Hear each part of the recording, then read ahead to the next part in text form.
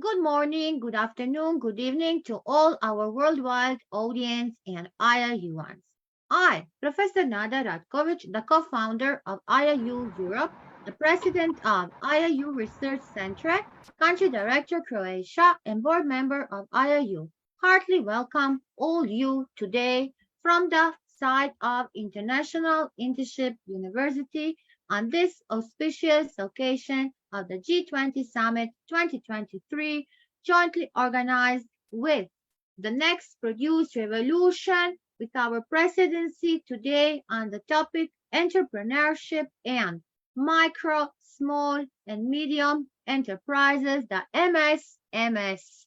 So, today we will celebrate, collaborate, communicate, catalyze changes to contribute the citizenship, community, and country. Our Sir founder, Sir Piyush Pandit, the visionary educationist, always had a dream to provide education to every learner across the world. He believed that the world's changing drastically, so there is no need to make changes in education system. With this thought, he concocted the world's first digital internship university, IIU, in 2020. So IIU is providing quality, skill-based, affordable, accessible, location-independent, and skill-based digital education to all learners across the globe, along with internship opportunities, research facilities. Uh, Marty, let please, can I, okay. IIU has been accredited and affiliated with World Education Organization, International Accreditation Organization, United Nations, and collaborated with world's top universities and educational institutions. Span its wings in 195 countries, 6 continents, with a team of 1,000 plus experienced and qualified global educators. So, it is accessible in every corner of the world for all the learners and without any financial stress. The group of 20, G20, is with us, and we are together making this great international global summit. It is a paramount platform for fostering international economic cooperation, pivotal in shaping and fortifying the global framework and governance concerning crucial economic matters worldwide. India is proudly assuming the presidency of G20 from December 1, 2022 to November 30, 2023, embraces the opportunity to spearhead the changes guided by resolution leadership of Dr. Srividya Sukumar from United Arabian Emirates, a passionate educationist. She is unwavering the support from the esteemed IIU core committee and team, and we are prepared to unveil a transformative initiative. So IIU is poised to launch an empowering endeavor to revolutionize the world of women social entrepreneurs, today entrepreneurs and micro, small, medium enterprises, as I said at the beginning. So with the coming G20 summit being organized virtually, we have unappreciated opportunity to transcend geographical boundaries and bring together brilliant minds from all corners of the globe. So today we will make it again a marvelous event with amazing, esteemed global entrepreneurs, educators from all around the globe. So we are paving the way for a future where everybody can come with a collaboration, innovation, and collective determination. So let us join the hands, united in our pursuit of a world where every individual, irrespective of their gender and circumstances, can unleash their full potential and contribute to the progress and prosperity of our global community. Together, we can make a lasting impact and create a legacy of equality for generations. So explore today the IIU's myriad benefits of internships and highlight and shape the student's future. Unlock your potential. Explore the world through internships from the 10th grade to higher education. Now, in this moment, when we are on this great summit, IAU founders Piyush Pandit and IAU team are in India on the 6th day of the biggest interactive international program called BICUP. Wishing them today a great, amazing day. So we are together with all of you. Now, I want to give the stage to our great Sandy. So, Sandy, please, can you continue? Our amazing Sandy, please unmute yourself. Yeah, thank you, Dr. Nada. We're all aware of our G-20 and the notions behind and the intentions behind this group on contributing to economic success as well as a sustainable environment, sustainable and prosperous environment. So on these lines, today we are here to talk about MSME with the main focus. So we begin with our first pointer. I would like to start off saying the development of MSME plays a crucial role in achieving several of the SDGs, especially SDG 1, 8, 9, and 11, which are no poverty, decent work and economic growth, and industry, innovation and infrastructure, and sustainable cities and communities. So to put on her thoughts here about this pointer, we have with us Dr. Parul Sharda, who's currently serving as an associate professor under College Code 28 and heads the management department at IMI, which is Indoor Management Institute. And it is one of the emerging B schools of Central India. She's been an academician with over 14 years of teaching experience. She's also the IIC president and innovation ambassador for the Ministry of Education, IMI Professional Studies. She also currently holds the position of MP State Convener, Research Foundation of India.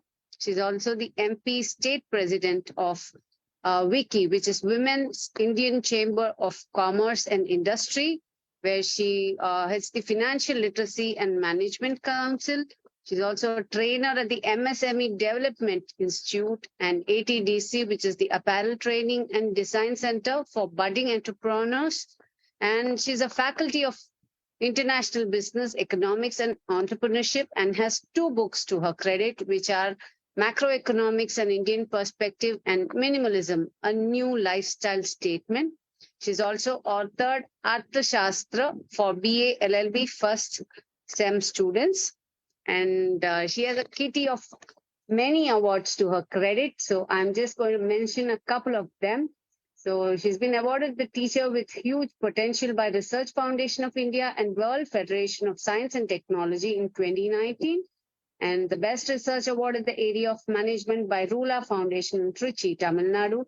She's also got awards for Best Presentation and also for the Development Goal 9, a Sustainable Development Goal 9. For Peace and Sustainable Development, from Peace and Sustainable Development Summit 2021, and also the Global Empowerment Award. She's also a columnist at Free Press and Newstrack Live, and she believes that words are the powerful weapon for teachers, which can be used to bring a positive change in the society.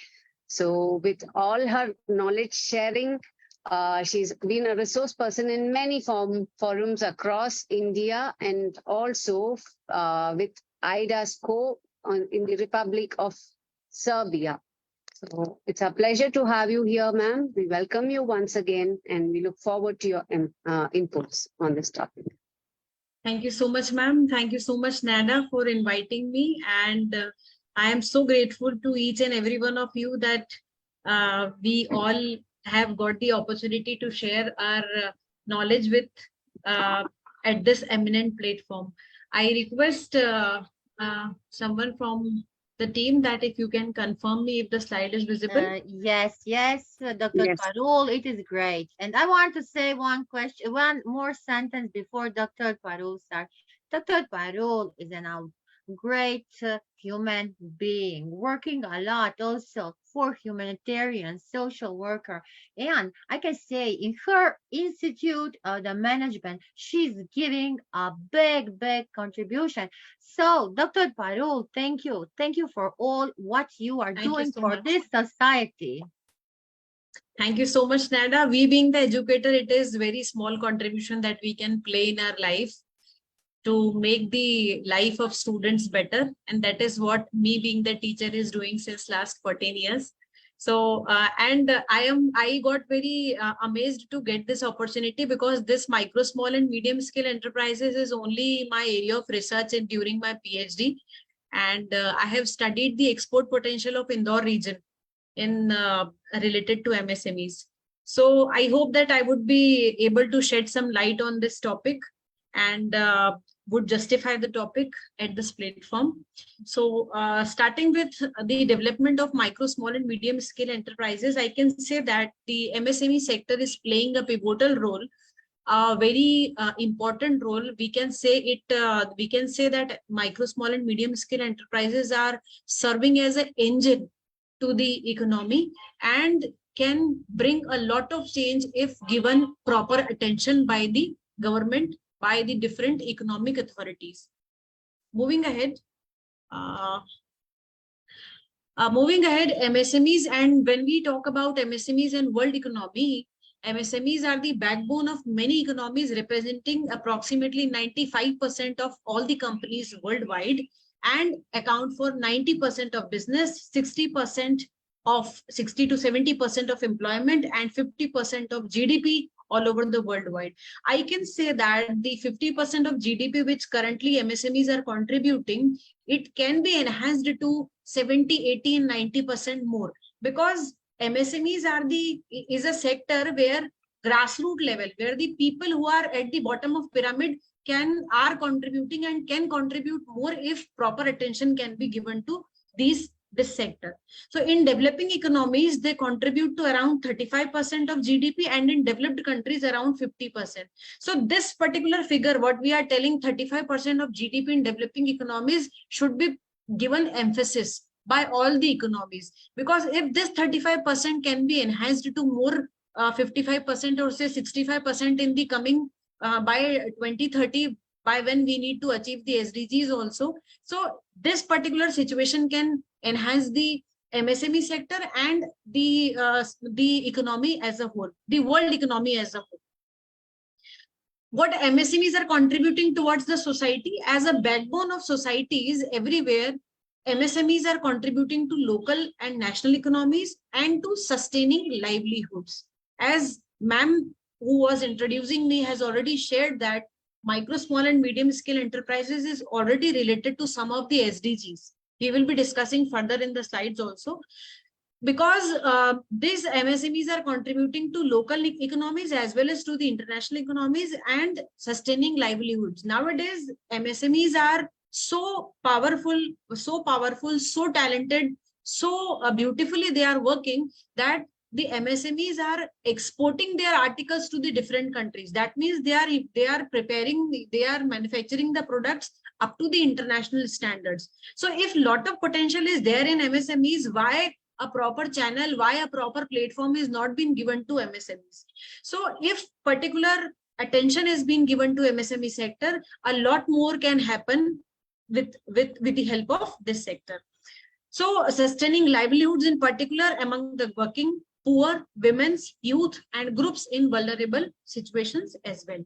MSMEs hold the potential to transform economies, foster job creation, and promote equitable economic growth if given adequate support. That is what I was telling, that MSMEs are having a lot of potential to transform the economies in a better world, so that equitable and inclusive environment can be given in future to all. It can help in fostering the job creation. It has a lot of potential to generate lot of employment, so that a particular living standard can be achieved by everyone, so that poverty can be reduced, and so that it can promote equitable economic growth if given the equitable support. Now coming to MSMEs and SDGs. As we have already, discussed this, that micro, small and medium scale enterprises and sustainable development goals are so intermingled to each other that if we support MSMEs, we can say that we are actually supporting the SDGs. Or if we are supporting SDGs, we can say that MSME is a crucial part where if proper attention could be given to MSMEs, we can channelize the potential of MSMEs in a right direction. So the United Nations General Assembly designated 27th June as a MSME Day, Micro, Small and Medium-Sized Enterprises Day, to raise awareness of the tremendous contribution of MSMEs to the achievement of United Nations Sustainable Development Goals. MSMEs are vital in achieving the SDGs. They are an important element in, especially in the implementation of SDG 8, that is decent work and economic growth, and SDG 9, that is industry, innovation and infrastructure. So whenever we are talking about the decent work and economic growth, the decent work situation is related to the proper facilities which government should give to micro, small and medium scale enterprises. And if proper attention and proper facility should be are given to MSMEs, they can contribute to the economy and to the global economy as a whole. So that means it is directly proportional to the economic growth as well, and it is the MSME's growth is directly proportional to the industrial growth. And we know that in every economy nowadays, innovation is taking place, and more innovative ideas are taking place. So if proper attention is given to these this particular sector, we can achieve SDG 8 and SDG 9 as well. So if we talk about MSME classification in India, because I am very proud to say that I am from India, because this year we are holding G20 presidency also. So let me shed some light on Indian MSME scenario also. So MSME's classification in India, previously it was differentiated to manufacturing enterprises and service enterprises, and this was the bifurcation of as you can see, the earlier MSME classification was more than 25 lakh. If the investment is there in manufacturing enterprise, it is called as micro enterprise, and if it is more than 5 crore investment, it is called as manufacturing small enterprise, and if it is more than 10 crore investment, it is called as medium scale manufacturing enterprise. Similar to this, when we say that investment, when it is more than 10 lakh, it is called as micro service enterprise. Sorry. And when the investment is more than 2 crore, it is called as small service enterprise. And when the investment is more than 5 crore, it is called as medium service enterprise. But as the government of India got to know that, or when they realized that there is a lot of potential in MSME sector, they have eased out the process of confusing process of differentiating manufacturing enterprises and service enterprises separately, and they have combined this particular thing, and they have given only one classification, that is manufacturing and service enterprises. If you can see the revised MSME classification in the slide, the composite criteria is based on investment and annual turnover. So when investment is greater than 1 crore and turnover is greater than 5 crore, it is called as micro enterprise now. And when investment is more than 10 crore and turnover is more than 50 crore, now it is called as small enterprises. And when investment is more than 20 crore and turnover more than 100 crore, it will called as medium enterprise. Now there is no bifurcation, because now because people get confused that whether we are coming under manufacturing enterprise or service enterprise. So for easing out the process of establishing MSME and get the benefits of MSME sector, this particular revised classification has been given by the government of India. MSME sector is contributing about 1/3 of country's GDP and about half of country's exports, and is now spread all over the country and playing a pivotal role in manufacturing, trading and service sectors. India is home to a large base of 7.9 million registered. I repeat, 7.9 million registered MSMEs. The sector contributes 33% of country's total GDP and accounts for around 120 million jobs across industries and region. Contributing towards wealth creation at a grassroots level, the segment also consists of generally the neglected and small-scale enterprises like women's, marginal entrepreneurs, and local artisans. So if the country, if the government is giving efforts for MSME sector, for this neglected sector, it is actually a social work what the government is doing. As a step to enhance ease of doing business for MSMEs, the government introduced Udyam portal in 2020. Udyam means the business. Udyam portal in 2020. The portal enables entrepreneurs to utilize benefits from schemes introduced by Ministry of MSME for priority lending from banks.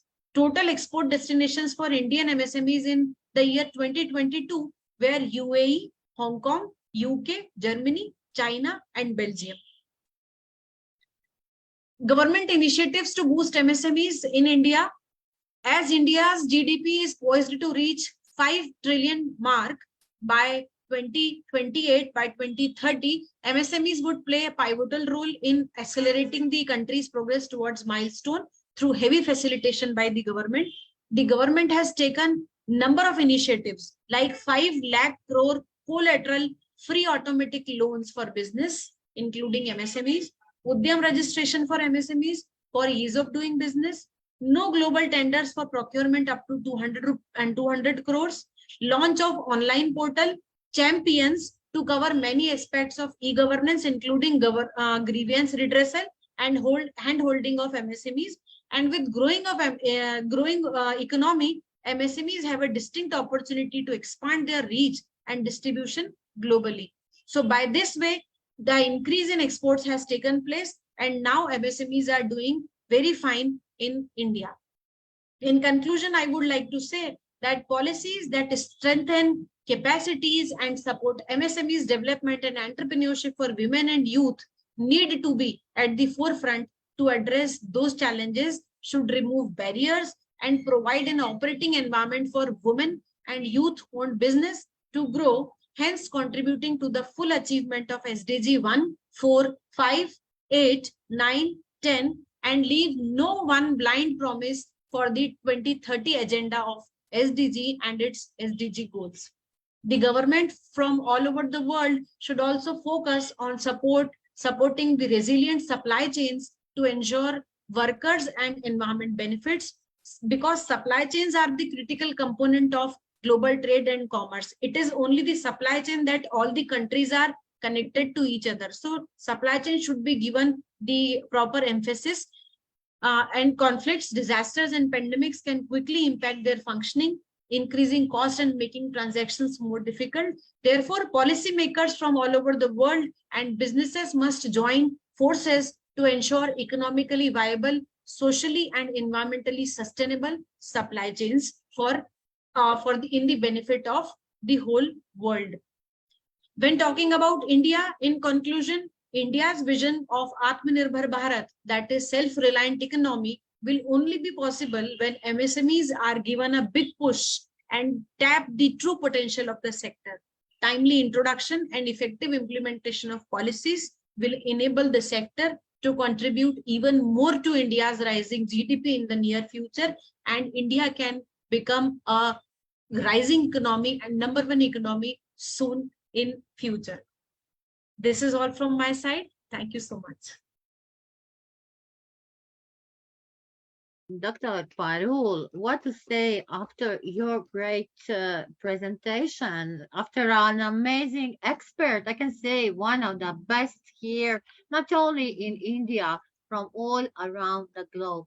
You explain us this topic, development of micro, small and medium scale industries, that I can say, if somebody don't know today, learn so much from you in this short time, because it was insightful with all the main information. You say us about the account of the businessman. You gave us the statistics? What about the developing economies? You say which is the backbone of societies where what is the contribution on the local, national economies? And especially touching the United Nations and saying at 27 June, what is in the classification in India? I never know this. This is today the first time that I learned about this in India, what's happening on this, and seeing this revised classification given to you. India is strong. It is really giving a big contribution, and I can say why. Because India has so great educators, researchers like great Dr. Parul. Dr. Parul, amazing. And yes, we forget at the beginning, happy and blessed Friendship Day to all. I want to say, yes, I'm so happy to have Dr. Parul as an amazing friend and all here on this great IOU platform and our great audience and worldwide. A happy and blessed Friendship Day. Same to you, Nada. Same to you, everyone. And I'm very blessed to have you all here. And I'm feeling very grateful to be present in this at this platform. And I hope that I have justified the topic, and I am eager to listen to all the different speakers and their viewpoints on the different topics. It was really wonderful. Dr. Sani, what you say? What you say after our great Dr. Parul? Yeah, definitely. She has put that, what do you call, the important perspective, or the how MSME can be the powerful agent, or it can be the catalyst in achieving that perfect world that we are all aiming for. And it is definitely, I mean, the importance and the magnitude of the success and impact that we are expecting was beautifully explained by Dr. Parul. And definitely she had given a detailed view of India's current situation. And we all hope that each and every economy takes such inputs and bring them to be more powerful in this world. And having said that, thank you, Dr. Parul, once again.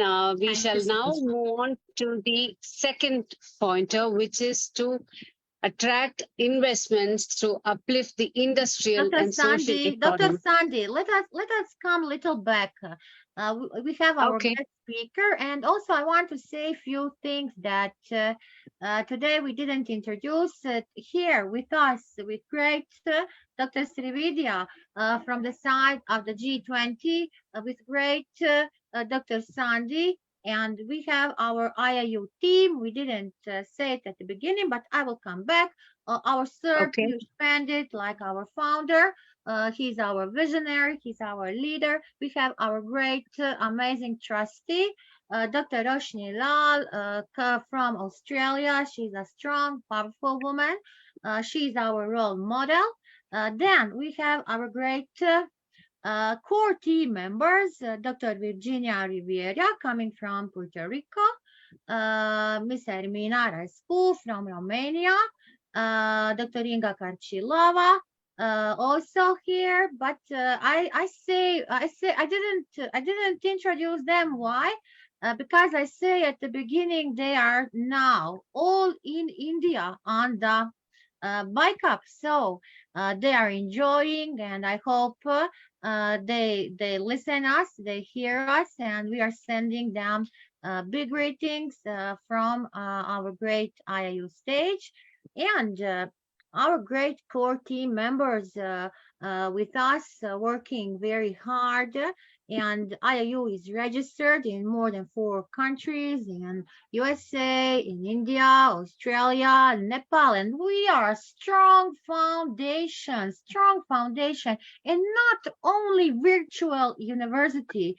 We have a big school, international school, James School International, in a big eco village,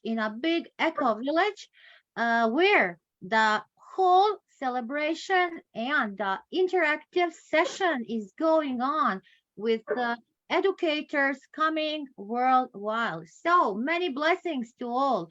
Dr. Srividya, please, can you give us an introduction from the side of G20? Yeah. Thank you, Dr. Nada, and thanks for all the speakers who have joined in today. And we have got our distinguished chief guest for the day. Dr. Queen is present amidst us. A warm welcome to you, ma'am. Okay, let us introduce our great Dr. Queen. What to Yes. say about Dr. Queen?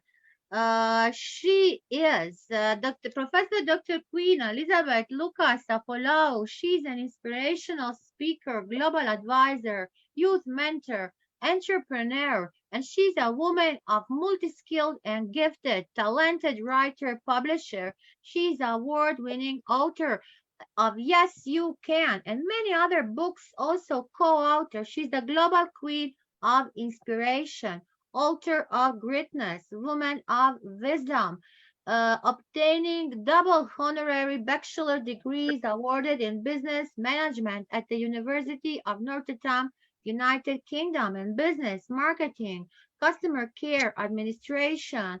She's serving as school parent governor in United Kingdom, awarded Secretary of the Year. She's a mindset and transformation coach, relationship and family mentor. She was honorary awarded professional counselor of IAU. She's our great advisor. She has so many honorary doctorates in psychology, counseling, in many institutions, recognized for her contributions to humanity, community. She's awarded, she's trustee and board of many, many organizations. But I want to say she is a CEO and founder of one wonderful organization from Yes You Can. And when we hear that, yes, you can, we can do everything. Am I right, Dr. Queen? Welcome. You are right. Yes, you can. Thank you so much. And Really happy appreciate friendship, my friend day. Happy friendship day. Happy Friendship Day. Thank you so much, Professor Nada. First of all, I want to acknowledge the founder of IIU, Sir Piyush Pandit. I know you are very busy with other teams in India at the moment, but we just need to appreciate you because without you, this platform will not be created. And this platform, this program, this event will not be organized. So I want to say thank you, sir, wherever you are. I also want to seize this opportunity to congratulate Professor Nada for this great event and also for other teams that are here, all our great distinguished leaders from all over the world. You are all welcome and we love you all. We are leaders and that is why we are here, because leaders are learners and we will keep learning because learning is living. We are also leaders because we are inspiring, imparting, and making changes in the world. We are also leaders because we are the pioneer of what we are all doing. And we have so many people looking up to us. So we have a great heart of a great responsibility. I want to congratulate you once again for this great event. And I want to start with this word. Curiosity will keep us thirsty for more and more. No matter your level of education, you still need to keep learning.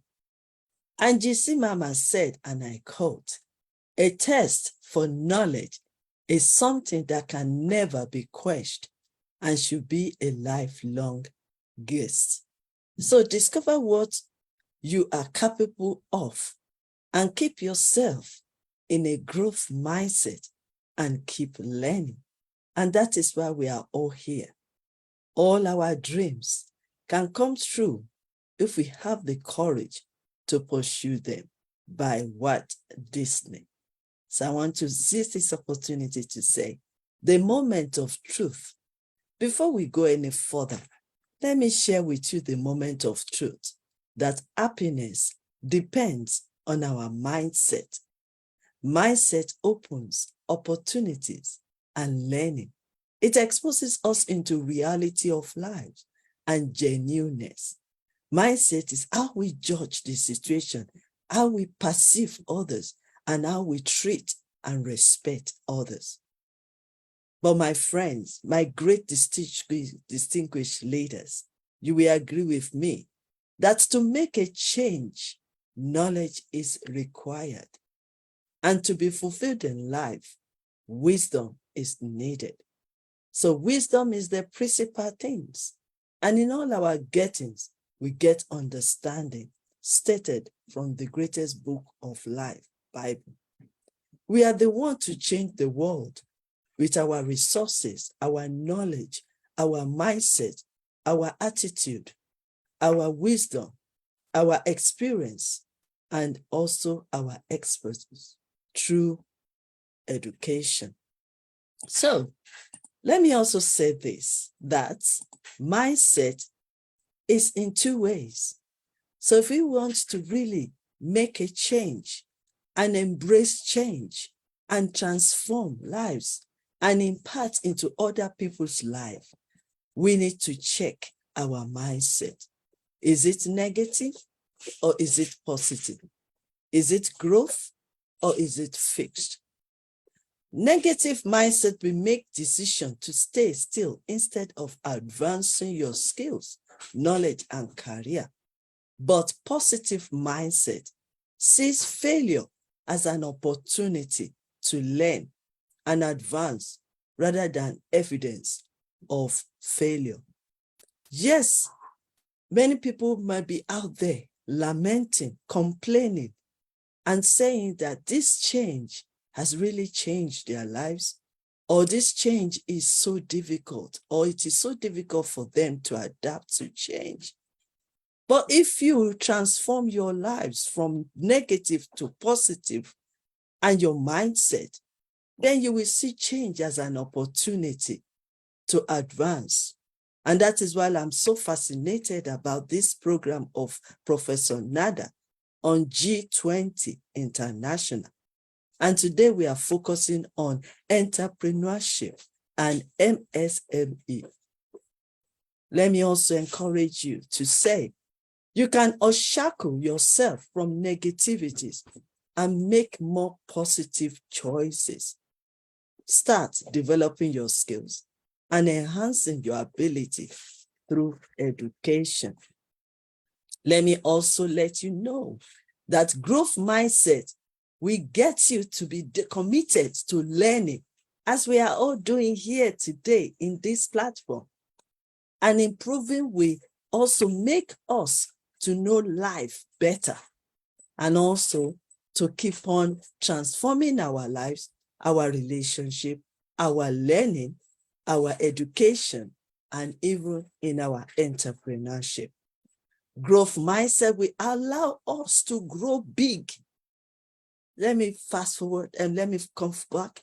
We allow us to dream big, then grow big, and push the boundary of your ideas to a new level. The difference between good and bad results in life, in our entrepreneurship, is often down to one thing: mindset. So a success mindset gives you an advantage, and it also depends on the state of your mind. And let me use this time to round up and just share with you quickly the 7 Ds of challenges when we are thinking of building ourselves up, developing our businesses, and also relating with others as a leader. So I'm sharing with you the 7 Ds of challenges quickly. We have discouragement. I know that majority of us have been discouraged in one way or the other. We have distraction because in this world is full of dramas, from everywhere. So you can easily be distracted from what we are doing. We also have disappointment. Oh, yes. If I may ask, is there anybody that has not been disappointed before? I'm sure the answer will say no. We are all being disappointed.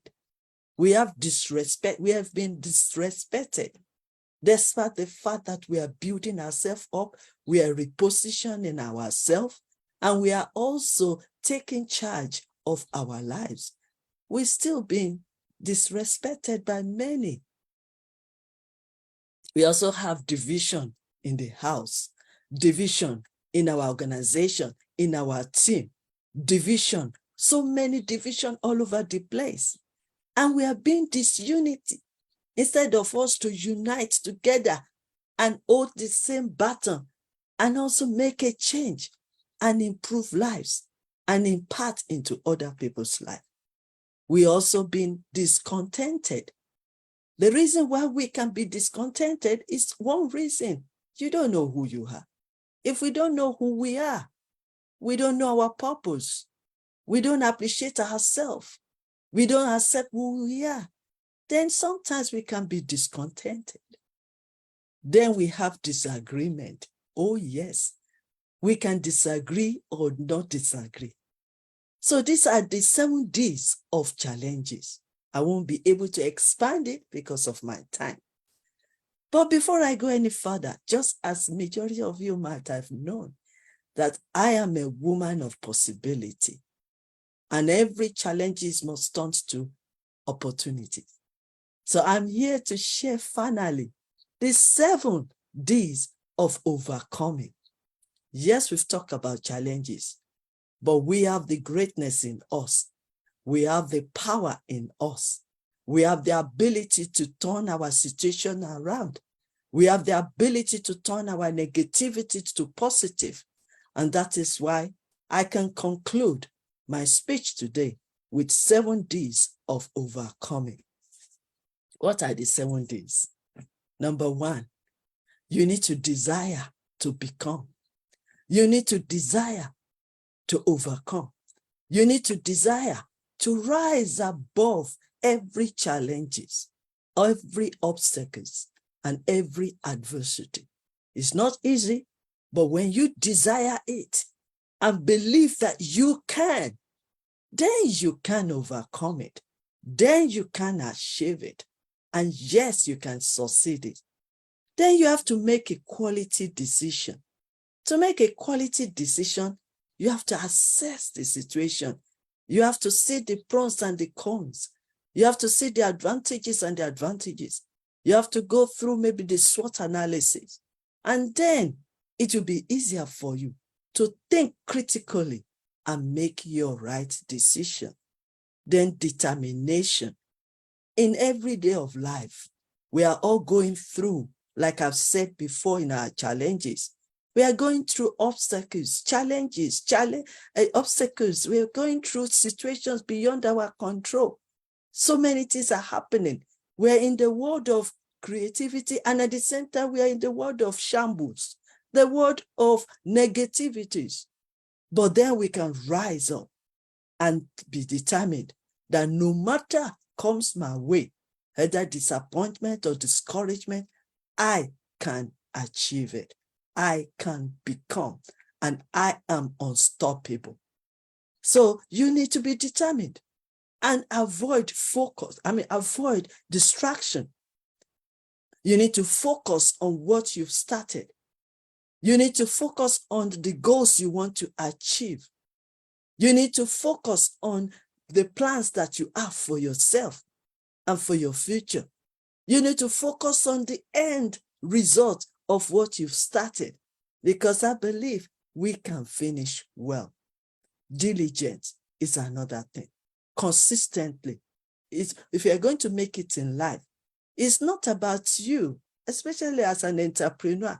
It's not about you starting it and then giving up. We cannot give up because you have a unique ideas. You are capable of doing it. You have these resources and gifts and talent and skills that you have developed. So you cannot give up. But when you consistently, diligently doing it, like I always tell people, dream big, but stand small and keep progressing. And like one of my mentors will say, if you can't fly, run. If you can't run, walk.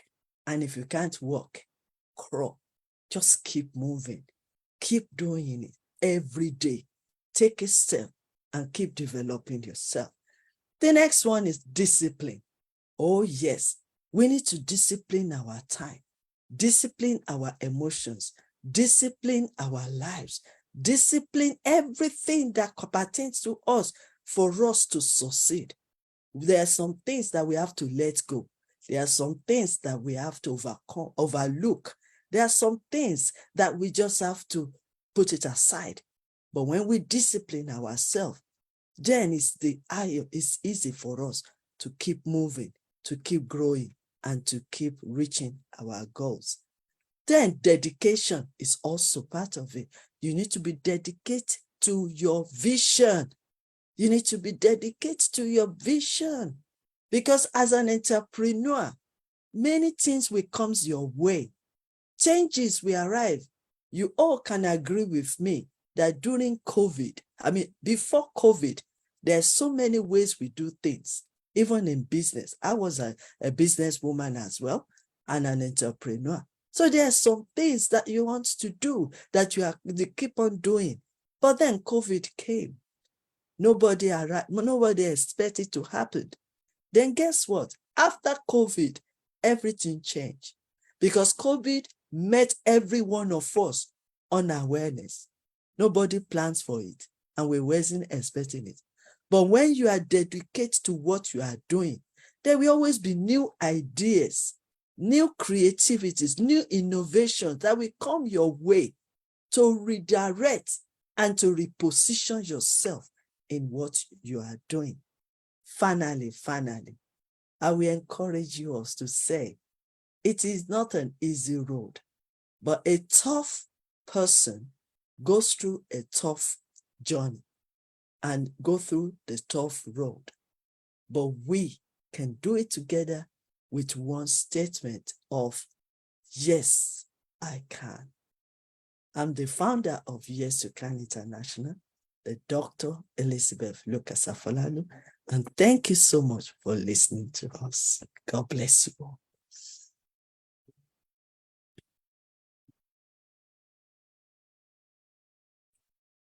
God bless you, Dr. Queen. God bless you always. What to say? Today, we were witnessing the great 7 days of challenges, disagreement, disappointed, disrepaired, diffusion, disunited, disconnected, disagreement. And yes, all of the overcoming. Dr. Queen, what to say? You are amazing. You are inspiration. You are our wisdom. You are our transformational wisdom and many, all in one. Dr. Sandy, please unmute yourself. What you say for our great Dr. Queen? Absolutely wonderful. I have goosebumps here after listening to her. Let us move, just move, only moving. Dr. Queen say Exactly. moving. So with the D's of do's and don'ts, we all achieve our dreams. So thank you for the inspiration, Dr. Queen. Yeah, so that helps us keep moving and we just do it. Exactly, Dr. Sandy. Let us move forward. Who is our next great guest speaker? Yeah, so I have great pleasure in introducing the next speaker. For one, that I know him very, very personally. He's my best half. And he's here to speak on the attracting investments to uplift the industrial and social economy which I think is very essential to achieve many of the SDGs. So he's a second generation chartered accountant, and he's also the chairman of Kottayam branch of ICAI. He is a well-known chartered accountant in the Chartered Accountants fraternity. He's also a member of Australian associate member of Australian Chartered Accounts Society as well. He has worked with clients in the Middle East and parts of Europe. So, Balaji Krishnan, the dais is all yours. Thank you very much, Sandhya. I know you wouldn't term the introduction as generous. It was just a statement of fact. Thank you very much. And warm good evening to all of you. We have. Thank you, Mr. Balaji. Nice to joining here, and it's again a wonderful pleasure of having you here on our platform. Thank you very much. It's always a pleasure to have you here, A lot of takeaway from Dr. Queen's wonderful inspirational speech. She talked about various roles that we have to play as an actor. I'm reminded of Shakespeare, who said the whole world is a stage. And finally, she signed off with a motivational thing that anything is possible. So I was again reminded of the Adidas punchline that says, impossible is nothing. Thank you for giving the wonderful motivation for all of us to carry on without looking at the failures that would have happened in the past. So before we embark, it was a wonderful presentation from Dr. Sharda, who signified the importance of MSME. And with that note, we'll straight away get to the session. Please allow me to share the screen. I have a small presentation to share with you. You can, sir. All can share the screen. Yes. Yeah. Can you see this? Yes, great. Can you put a full screen, please? Yes, I'm doing that now. Great. Is it clear now? Yes, wonderful, wonderful. Yeah. But it is on conclusion. Can you remove to the beginning, please? No. That's why I wanted a flashback kind of thing. Generally, people come to the beginning and then conclude. I want to go okay. We're not done without thought. Okay. So this is where we should finally come. We need to have growth which is sustainable, which should create a progress in terms of uniting the forces that make the society more happy. So I wanted to just highlight the last part, which says that let us join hands to attract investments that uplift both our industrial and social economy. Together, we create a prosperous and inclusive future for all. So this has to be the final vision based on which we will go back on this. Now I will start. We need to understand few things on why we are here. Is it clear now? Yeah. Is it clear?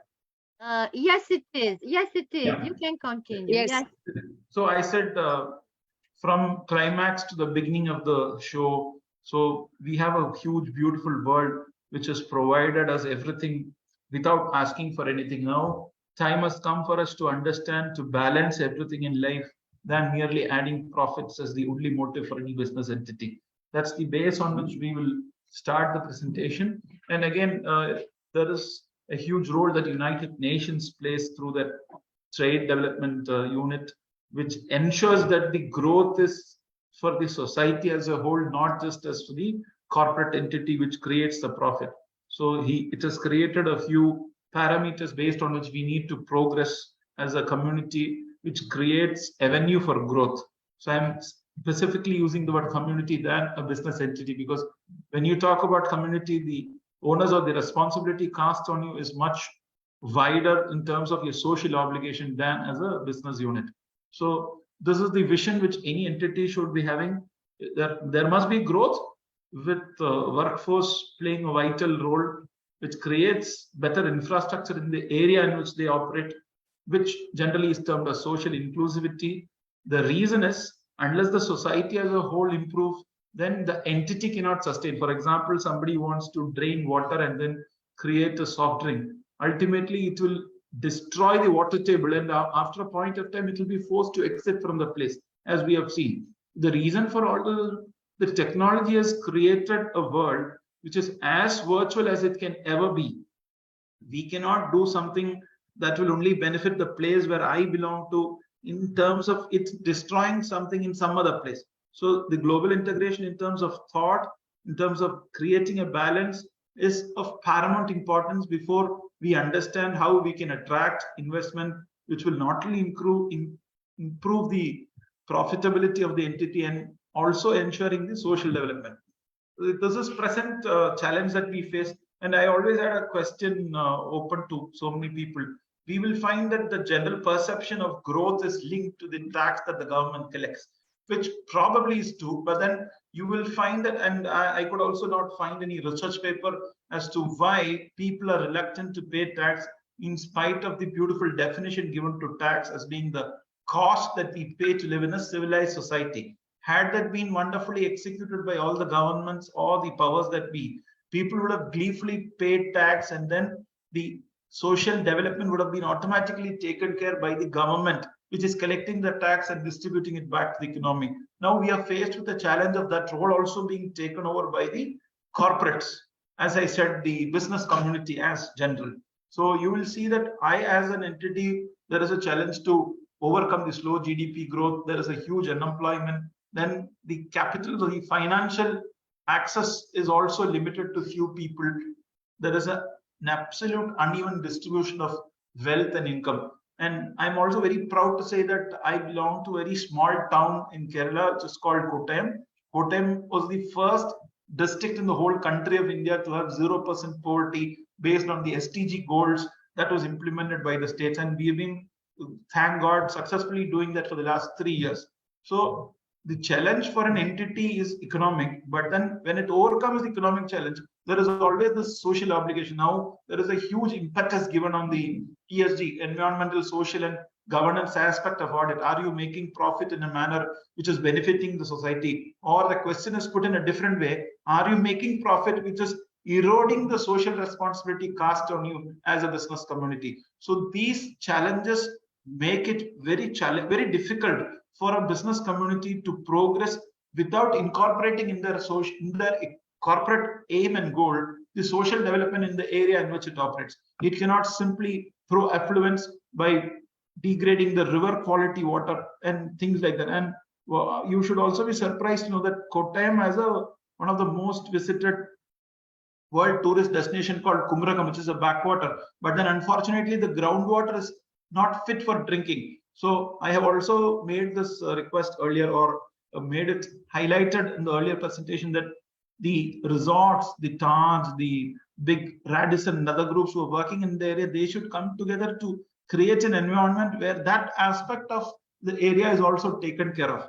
In spite of they making money out of that space advantage, they are not creating an avenue to have the focus of the groundwater thing.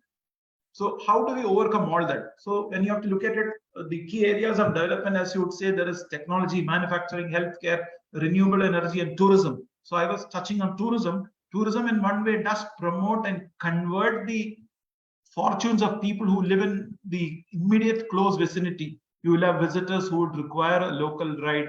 There is this concept of homestay, which probably converts the fortune of a well-placed top tourist destination of a small home where they can accommodate tourists. So does the government have a policy to take care of that? They have, but then has it reached a stage where I am made to aware that I can, as a middle income, small time income earning person, convert what I have as a special place to make it into a business avenue? Probably that kind of educative aspect has not been touched upon in the policies, even though there is a huge support given for MSME, as was very beautifully presented by Dr. Sharda earlier. But still, there is a lot of potential to make that come to the grassroots level, where I as an individual feel that, yes, if I have a good idea, if I have a good avenue, of course, I can also be an entrepreneur. So India, if you look at in the Middle Ages, in the early 1600s and 1700s, contributed to almost 30% of the global economy. That was because all of us were entrepreneurs.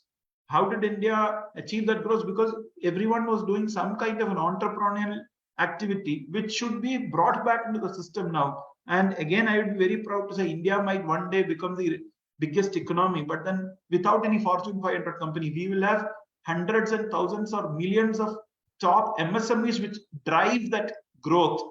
When an MSME is growing, it will definitely create an impact on the social economy as well, and also ensure that the poor also become slightly richer and poor does not become poorer.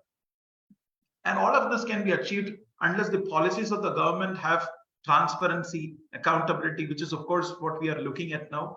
The point is, my profit, if it impacts this local area where I work in a negative manner, the chartered accountant, as a chartered accountant, we are supposed to step in and say that this profit is derived by killing the local social balance or the social ecosystem. That kind of a responsibility has been cast on the chartered accountant as well. Then, of course, there are initiatives like corporate social responsibility. Corporate social responsibility also mandates that we promote accountability and social impact. There are independent auditors on board to guide them. But all of that will again bring down to what we have done in terms of our research. I have again highlighted this. Of course, we have the startup initiative, but then to promote, we don't have a specific credit line extended by any of the banks or financial institutions to promote research and innovation. India has been found wanting. Of course, we are progressing, but then you would all agree that if few people do the same activity, they will all make profit. But then more people come and start doing the same activity, it impacts the profit of all the persons involved in that particular activity, thereby bringing down the additional benefit or the marginal benefit, which is the reason why we need to bring in innovation. And for that, the government needs to have a very clear policy. If the MSME has to really catch fire and then reach its zenith, there must be a specific focus and thrust given for funding research and innovation. You know very well that no research and no new activity can produce a result unless the person who is into that research is given the confidence of carrying on with elan without worrying about the success in the short or the medium term. So that's one real focus we need to bring to the attention of the government in terms of their change in their approach in terms of focusing on research and innovation. If that alone is the criteria, it is not like that. We need to have a risk assessment done and mitigation. We are actually, as a chartered accountant, I'm very proud to say that in the month of May, across the country, we created workshops where we added more than 1 million MSME registered under the Udyam scheme and also brought them into the proper stream of the government policies. So that government also really appreciated the efforts taken by the CA fraternity across the world. So what I'm saying is it enough that I become an MSME and start working and again give importance to starting the activity without the assessment of risk and how to overcome that risk? We have also started initiative in our local branches to create a clinic with free advice every week, along with the industry, government officials, who would ensure that we educate them as to the potential risk, what are the regulatory aspects that you need to overcome, and whether one product, for example, there is a place in Kerala which is close to Palghat, Attapadi, where you cannot sell liquor. So if somebody comes with a good idea of trying to create a liquor related business in that area, that is against the local policy. So these kind of advice can be given, and these kind of activities needs to be analyzed before they start that. So we are creating a lot of engines of growth and also giving professional advice at source. So that would ensure that the activity that they propose to start will result in a positive activity. So this is the state of Indian economy, which has been discussed very widely across. We have a superb policy where we are galloping towards the 5 trillion economy. It is a very large market. The population is also positive in terms of ability to work and contribute to the economy. If that alone signifies growth, it is not like that. We are attracting a lot of foreign direct investment, which is also creating the proper platform for these businesses to become from small to medium to big. This is the most important area. Now the Indian Minister for Transportation, Nitin Gadkari, has created a lot of avenues for the road development. He said very beautifully, America is not a rich country which built roads. America is a country which became rich by building roads. So if that statement defies proper logic, please see how it can transform the fortunes of so many people. It gives a lot of work for unskilled labor till the time road is built.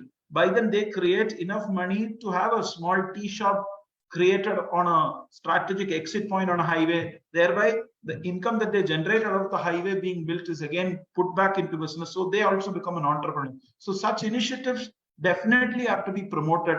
And you can see the figures, the National Infrastructure Pipeline, these kind of activities. He recently announced that he wants to build more highways, more super express highways. So transportation is, or rather infrastructure development will play a definite key role in transforming the fortunes of the social setup of India, which is the thrust of the discussion that have been given today. Again, for that, there must be investment in friendly policies. And today, we could see that there is a huge ring road being proposed in Kerala, where the Kerala government has been asked to bring down the GST. So these are the government should see that as an investment rather than a loss in revenue, because long term it will improve the total fund that comes in and then more than mitigates the loss of GST in the short run. We also have an insolvency bankruptcy code to ensure that the creditors are fairly protected. The foreign investors can also invest in almost all the schemes. The policies of the government are more transparent. It's all online. You don't have to go and sit in any of the places for approval. Everything is well laid out. So in that aspect, India has progressed tremendously. Then comes the special economic zones, which is again, once the micro enterprise becomes small, and then from there it becomes a bigger one. It has a space in these SEZs, which is again a government initiative to ensure that the clearance or the single window clearance aspect is also better utilized. They can have access to top class infrastructure in terms of data streaming, and all other aspects are there in the most of the special economic zones across the country.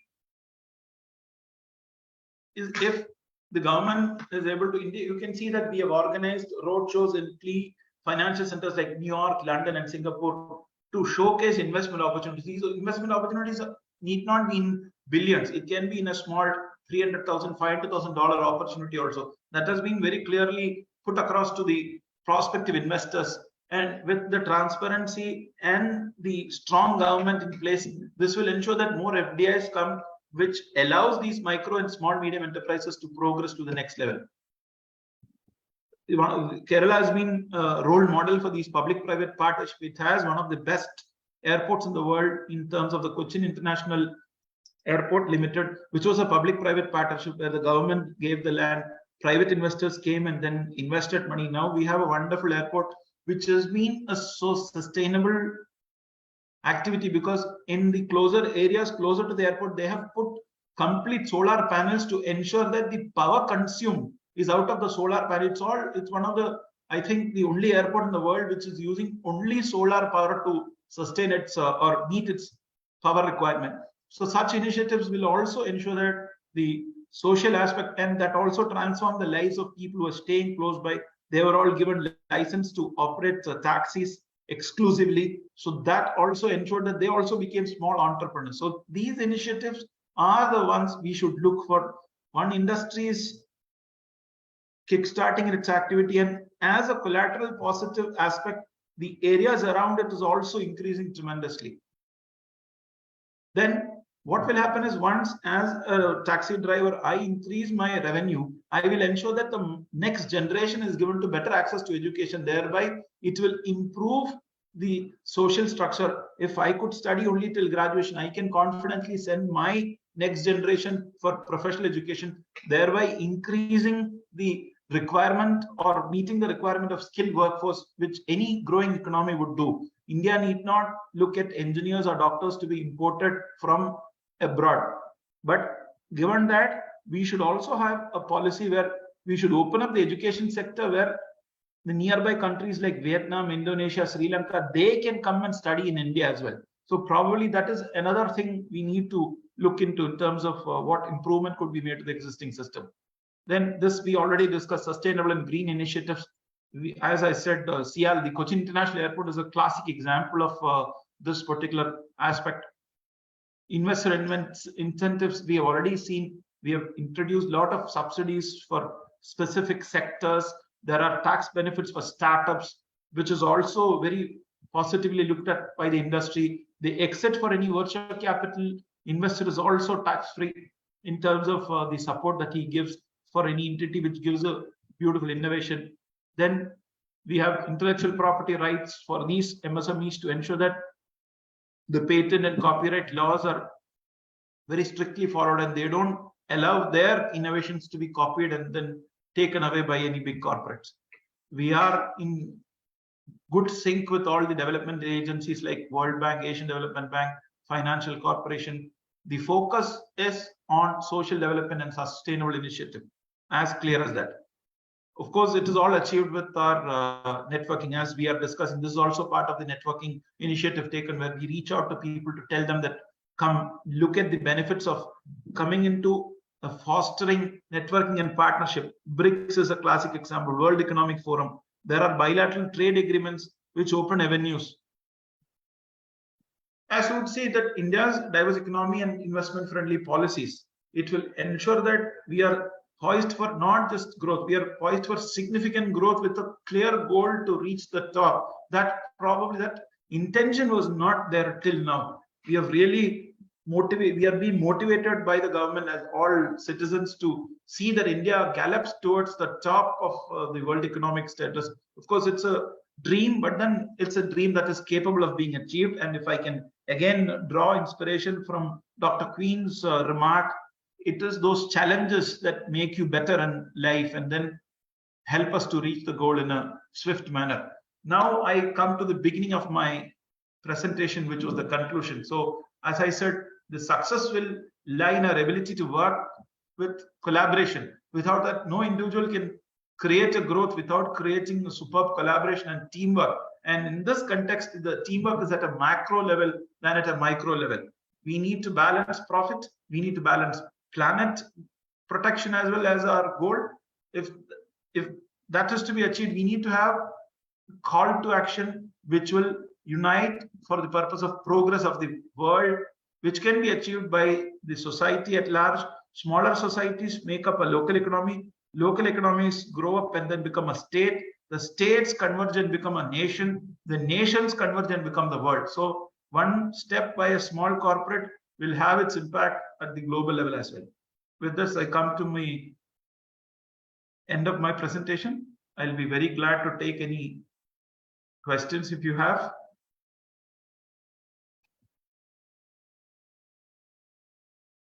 Thank you very much.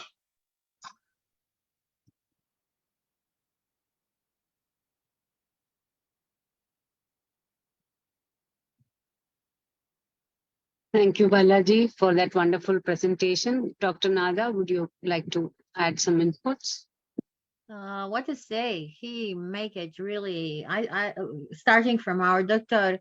Farooq, our queen, and then he with his great conclusion, with his great speech, and I think that when we say we already covered this whole topic, but we still have an amazing esteemed guests who are waiting.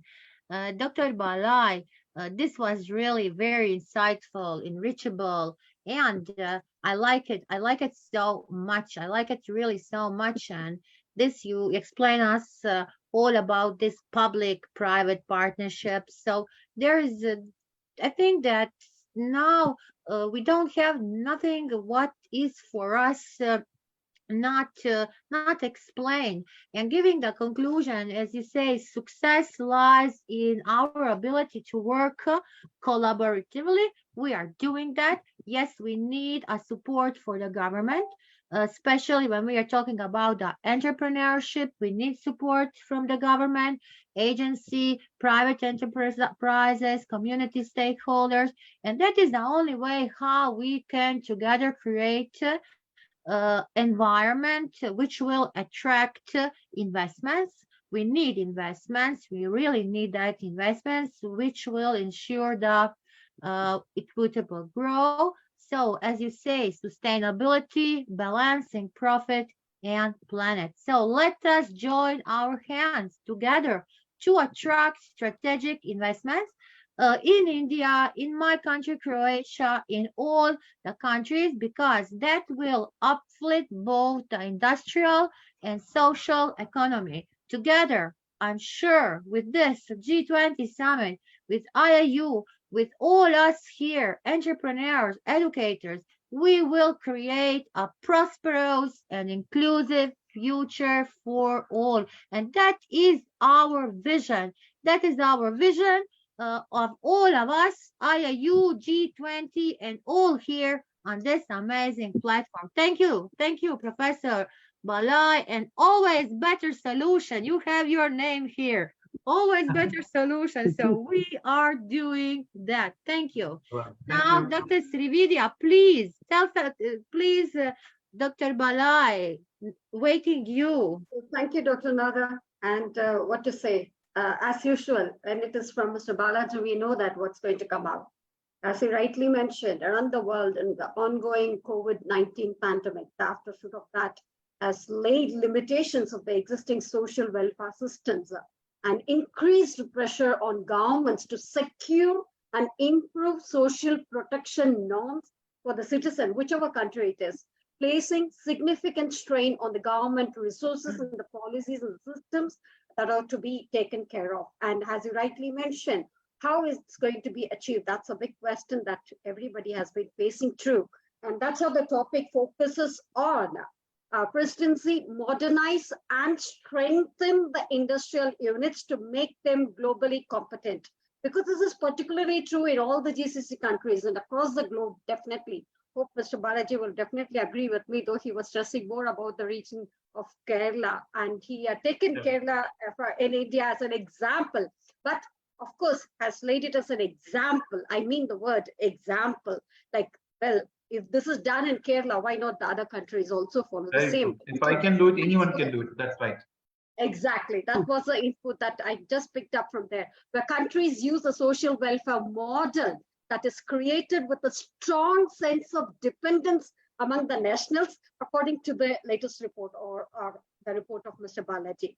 Owing to which, as we all know, that what's the main topic is about, it's about the G20.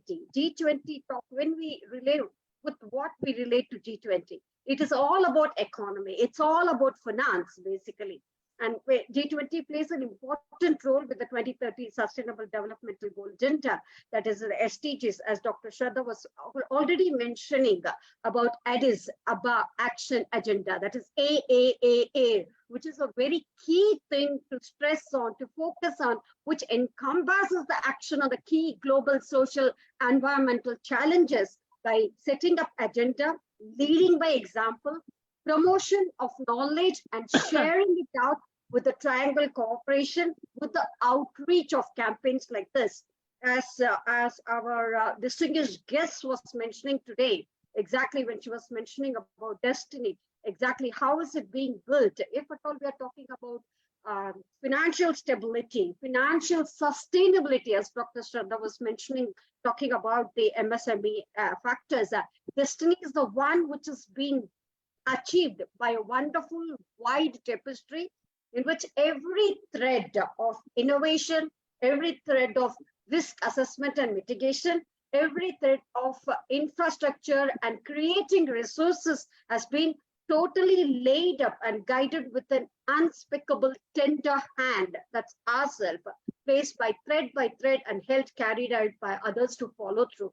That's what is the destiny that we're talking about, owing to which, thank you so much, Mr. Balaji. I think it was a wonderful presentation. And one quick word that I would like to mention from his thing is that innovation is not something creating something new. Innovation is something which is going to be used by the community, by the society, by the generations to come. That's very, very valid point that I take home from you, Mr. Balaji. Thank you so much. Thank you. Yeah. It was a brilliant presentation as usual. That's so nice of you. Thank you very much. All God's grace. Thank you. Over to Ms. Sandhya Balaji to welcome the next speakers on board. Thank you. Yeah, before I welcome the next speaker, I'll also like to add on a small thing.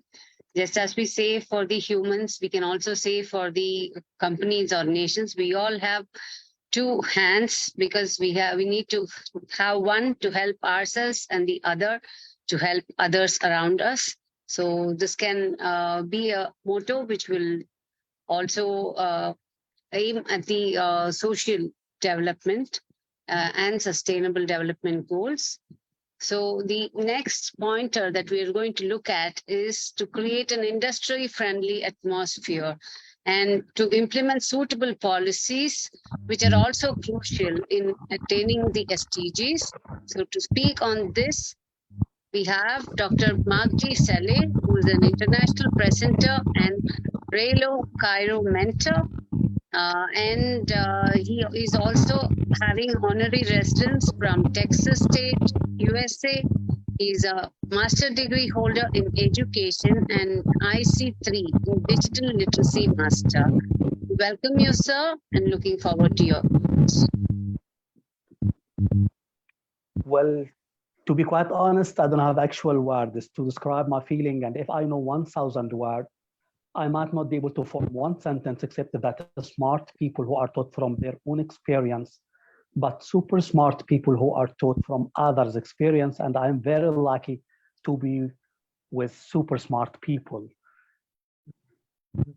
It's not fair to speak after brilliant presenters, but it's okay. It's my fate to talk after brilliant speakers. I'm here to talk about create an industry-friendly atmosphere and practical steps. And Dr. Magdi, don't say that. You are amazing, amazing. We need to find practical solutions about how to raise our economy rates and industrial levels. Of course, I am talking about social emotional spot in industry, but I'm trying to find practical solutions to how to raise and how to find some solutions to our problem, especially our economic problems in our world. So making great atmosphere, it's not hard task, because when we are trying to make this, we are searching for some of humility and gratitude. And of course, all of us know without humility and gratitude, we can't make a good relationship between workers and companies and factories. So improving work includes giving our employees space and privacy to do their work, making workplace more comfortable for them, and improving communications. And when we want to communicate with each other, we have to train our workers how to communicate with each other, especially when we learn that our great leader, Nelson Mandela, when they asked him, how did you become a great leader? He was actually the son of a tribal chief. And he said that he would remember two things when he was too young and when he would attend the tribal meeting, that the elders of his tribe were sitting in circle position. And his father was the last one to speak. You've told all your life to learn how to listen, but today I am trying to say that we have to learn how to be the last one to speak. If you agree with someone, don't nod yes. If you disagree with another one, don't nod no. Simply just sit and learn where they come from and why they said their opinions. So we need to host events and expressing gratitude that builds trust between our workers. So work environment impacts your mood, drive, mental health, and performance. If our employees work with unfriendly workers, they likely won't have enough confidence or job satisfaction. So we need to know how to create a better place. And when we talk about the atmosphere in which we need to increase our productivity, we need to know that we have to raise their confidence. So creating better workspace involves common sense, tact, and empathy, seeing your employees as a human instead of a business tool is just a key to make ourselves make a progress.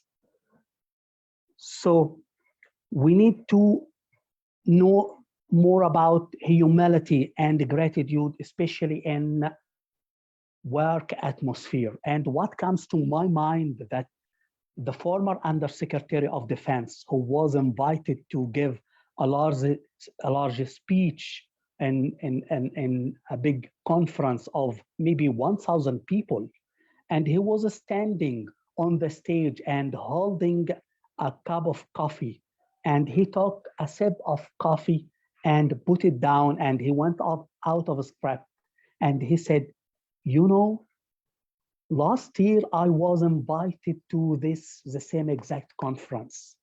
Last year I was Undersecretary of Defense. They flew me in business class. They made someone waiting me in the airport, and he took me to the hotel. And after checking in, another one took my luggage upstairs. And in the next morning, I found another one in the lobby to greet me, and they took me and make me sit on the green room and handed me in a beautiful ceramic cup. He said, the lesson is the ceramic cup was never meant for me. The ceramic cup was for the position I held. So we have to remember this lesson. As you gain fortune, as you gain seniority, as you gain management, as you gain money and fortune, remember that people will treat you better. People will give you stuff. People will hold doors open for you, will give you coffee or tea without asking, will call you ma'am and sir. Enjoy your stuff, but remember, this stuff is never meant for you. This stuff is never for your possession. So every manager in every company and factory has to recognize this lesson, because we need to improve our productivity. So we have to make a comfortable environment, comfortable atmosphere. And there are a lot of ways to improve our work environment, like we have to hire great team members and don't afraid to let ineffective ones go, but we have to ensure that our workers are professional and team player. But when firing an employee who's been dragging down your team, ensure that you give him a feedback and the time to improve. And we have another technique also, that we need to make our work environment more comfortable. Relationships between workers, we have to give our employee flexibility. And imagine, I'd like to give you something more medical, but related to our topic. Acts of generosity, acts of kindness is somehow it is make people feel good in work environment. Imagine with me that you are working in the streets and there is another someone working in front of you, and his bag or backpack was opened and a bunch of paper fell on the floor. Immediately, without taking too much time in thinking, you will bend down and gathering his paper and give it to him. There is a material in your body, we call it oxytocin. Oxytocin is responsible to make you happy, especially in work hours. And my oxytocin is raised. And The person who take paper from me, he said, thank you. Then his oxytocin also raised. And imagine that when I crossed the road, total stranger. So what I did to this person, and he said, I noticed and I saw what you did for him. That sounds really cool. Even witnessing a kind of generosity and helping others raise the oxytocin in his body. So we need to train our workers in our factories, in our company, to help each other, to make a friendly atmosphere. And all statics shows us that when workers love each other and respect each other, the productivity levels raise. So we need to improve communication with employees. So we have to be mindful of how we interact with each other's team members, and upper management should focus on their communication skills and communication methods. And there is another technique that host company events. I invite more companies to host events like this conference, because this conference will foster engagement. The more workers socialize, the more they build relationships with each other and their managers. So why is a positive work environment so crucial and important?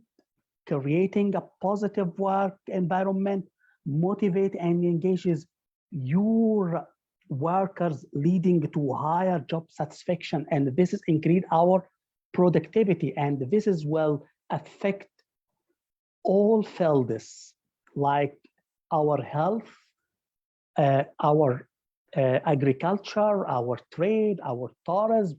This is will raise our productivity. I'm not speaking about Egypt here. I'm speaking about the whole the globe, especially when we share thoughts with each other.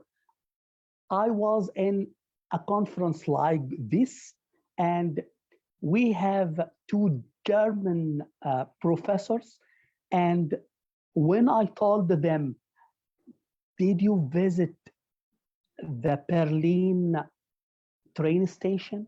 They said, wow, yes, it is the biggest train station in Europe. Let me tell you something. The project manager of this great project is Egyptian, and his name is Hani Azir. They said, wow. And I told them, this is the importance of sharing thoughts and making good relationship between each other in the globe or on the whole world. So I don't like to take too much time.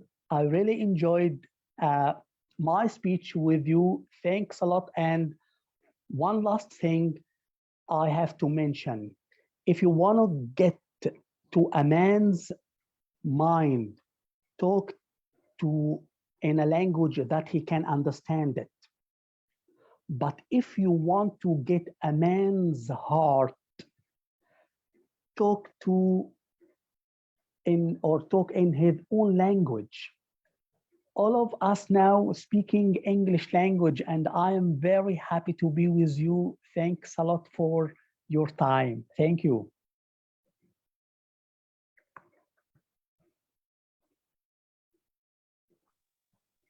Thank you, Dr. Madhuri Saleh. Dr. Nada, your inputs, please.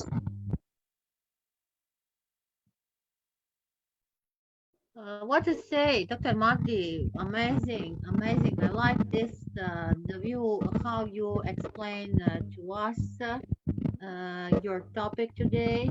It was really remarkable, very interesting, I can say. And please never say the sentence which you started today, because you are amazing. And I really want to congratulate you, and we are really honored to have you today with us from the Egypt, from the beautiful land of the pyramids. So, already Egypt has this. You have the pyramids. You have an amazing engineers. The machine learning, artificial intelligence, everything is coming from your country. So, entrepreneurs, investments are necessary. So, Dr. Magdi, you have so many friends around the globe who can invest in you on that and keep doing a great work. Thank you.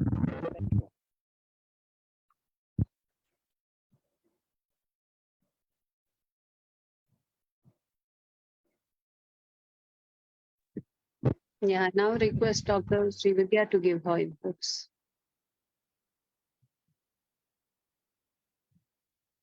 You're on mute, Dr. Vidya. Thank you, Dr. Magdi. I'm sure we would like to have one more session with you when we talk about friendly relationships and developing relations, basically that you are highlighting upon. And not only about the particular topic of developing friendly relations among the entrepreneurs, among the businesses, and also you have related today's topic to today's highlight of the day. Today is a friendship day. So Dr. Nada was mentioning it at the beginning of the session. So it was quite insightful. Yes, and have a friendly Dr. Srividya, a friendly like Magdi. That is really amazing to have him. So, Dr. Magdi, you have new friends. You see amazing ladies today on this strong IIU stage. Dr. Srividya, Sandy, Dr. Parul, Madame Janet, and all who are today here. You have new friends on the Friendship Day. So we are moving. We are growing, as our Dr. Queen say. So let us move. Great. Yeah. Shall I go ahead to call the next speaker? Yes, yes. Yes, we can go. Okay, now today we have amidst us an actress and a comedian, and her one-of-a-kind trademarked humorous show. Jeannie Rapstead presents comic sketches and is directed to upscale senior residents and communities and theatrical venues. So she's an award-winning speaker, writer, and entrepreneur. She's a president of Jeannie Rapstead Enterprises LLC based at Hammond, Indiana, USA. And she offers entertainment programs for hire as well as speaker and pitch coaching and humor workshops for business and youth speakers. So there are lots and more to add on to it, but without much delay, I just put in a small information also that she's a communications master's from Purdue University and often conducts workshops there. We welcome you, ma'am, and she is here to speak on how this conducive atmosphere for industries helps them compete at national and international levels and how it aligns with SDGs. Ma'am, the digital dais is yours. Thank you very much for that wonderful introduction. May I share my screen? Yes. Okay.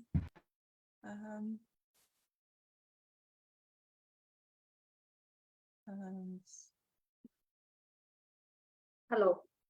Hello. I'm just trying to Put a full screen if you can, Madame Jenny. I'm attempting to do that here because I'm trying to get it to the point where I can do the slideshow from the beginning. Great, great. It is great, great. Okay, thank you very much. It's wonderful to be here, a part of this G-20 International online confluence with all of these really great speakers and very knowledgeable people. And I thank you for the invitation. I've been enjoying the presentation so far, and I hope that you will take something away from mine. My topic is the creation of a conducive atmosphere for the industries to enable them to compete at national and international levels. This is something that I happen to know something about because I am working at the Purdue University Commercialization and Manufacturing Excellence Center. I've been a client of theirs and a contract employee of theirs since 2019. And we have a wonderful economic ecosystem here in Northwest Indiana. It is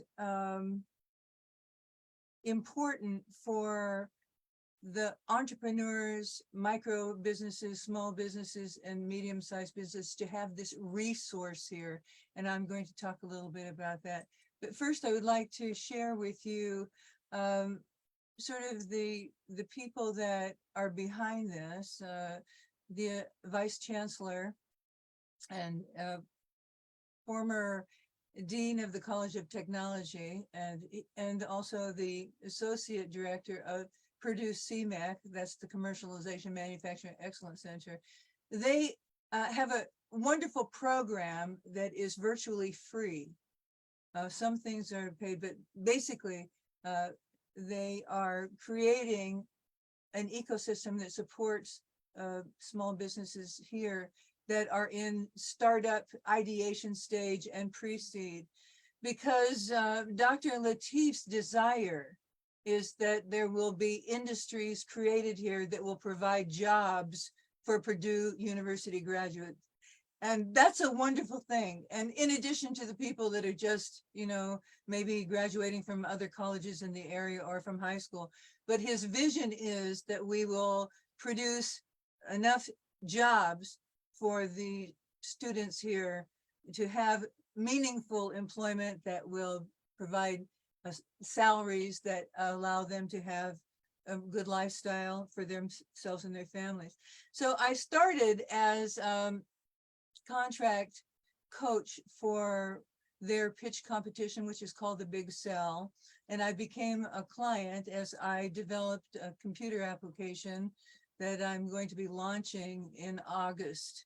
So I'm an entrepreneur as well. So I'd like to be able to talk a little bit about the process, and it's pretty much the same as there would be for any incubator. There's an analysis if there's a concept viability, entrepreneurial viability, intellectual property, because, you know, intellectual property is strict with the patent office. There has to be innovation, novelty, and it can't be obvious. So they make an analysis through a relationship that they have with an intellectual property firm in nearby Valparaiso. There's customer viability, and there is an actual program that they teach on how to determine, is there a market for the product that you're inventing and trying to develop? Is your product actually viable? And is it going to be manufactured? Is there a way to do that that is cost efficient? So I'd like to talk about the benefits that this ecosystem provides. And mostly, as I said, the guidance is at low cost or no cost to businesses here. So the client can choose from a variety of training opportunities, and they determine what's best for their company. And of course, the training then builds a supply and pipeline of skilled workers within their company that can teach the new hires as they come into the firm. And that decreases recruitment costs for the company as they have on staff people that can train. It increases productivity because when people know what they're doing, they can do the job more efficiently and cost effectively, and less errors and waste. This is a cost-effective way to build core manufacturing skills because we have experts that can help them, and they have to qualify to be in the program. But once they qualify, Purdue will find professionals to assist their clients on what they need to know. And always there is the opportunity to learn a safe way to have a manufacturing process so that there are no injuries to staff, and to keep the quality improvements as you know the product is developed. And the next slide is having to do with some of the different trainings that are available from Purdue's economic system here. As I said, free or low cost, and they include manufacturing and just introduction to what it takes to run a small business. I went through that process myself as an entrepreneur. It's very helpful to learn how I get established with the Secretary of State of Indiana, establishing my business. Not everybody knows how to do this. If the client needs training, electrical or mechanical or programmable logic controllers, all of these different programs are available, and they will arrange for training, which helps support the businesses as they are developing their product and prototype. There is one-on-one coaching, and you will see item 3, business pitch and presentation development, and that's where I come in. I have been hired to have a pitch masters workshop for the entrepreneurs, and we're going to talk about that in detail, because it's how we build support within the entrepreneurs in our community. But these are other coaching on how to develop your prototype. They'll recommend the firm that they use for intellectual property protection, because we never want our clients to disclose their inventions until they at least have provisional patent protection. Myself, I have copyrights on some of the training films that I made for my business. So all of these were referred by CMEC as I was a client. As I said, I have kind of a dual role here. I'm a client and I'm also a contract employee there. And their product commercialization is very valuable to a lot of people. They reach out within the manufacturing community if they cannot have a prototype built on the premises. They will assist the client in finding somebody that can help them, a company, or at least a few companies that will offer bids for help in developing the initial prototypes. So the Pitch Masters Workshop is something that's very near and dear to my heart. I've been working with the entrepreneurs for 3 years now, and I help them develop presentation skills. I help them write effective pitches. I help them develop pitch decks, which are different based on which competition that our client is entering. We have one at Purdue, which is called the Big Sell. Prize is $10,000 for first prize. But there are other big competitions in the state of Indiana. Elevate Nexus for one. Some of my clients have gone on to win region and state, and now we're talking $20,000 and $80,000. So it's really important that people develop their presentation skills. Now, sometimes people feel like, oh no, just let me get my business up and running, and then I'll learn how to present my business to potential investors. And no, this is a simultaneous process. You must develop your speaking skills while you're developing your product. So when you have an opportunity to pitch in front of a venture capitalist or an angel investor or a pitch competition, if you choose to enter, you are ready to go. So that is what I have been doing here for a little over 3 years. The entrepreneurs come from a very diverse backgrounds and diverse products. We have people that have developing consumer goods. We have people who are developing food items, which are making their way through farmers markets into local supermarkets. Some of the people that you see here have won money. If you look in the center photograph, you will see that there are some winners in there of money and also opportunities.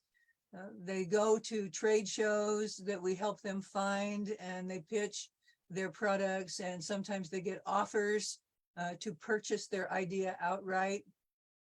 One of the jobs that I do is searching for pitch competitions that are in my area, my state, my region, nationally and internationally.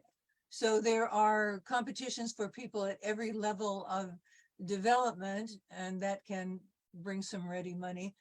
We have a nice track record of our clients have won $620,000 in pitch money, which has been converted into over $6 million of revenue for their businesses. So we have found that this particular approach really helps our entrepreneurs grow. Purdue requires that their clients make an oral presentation at the very start of their relationship in order to receive the services that we talked about before. 90% of the applicants decline to present.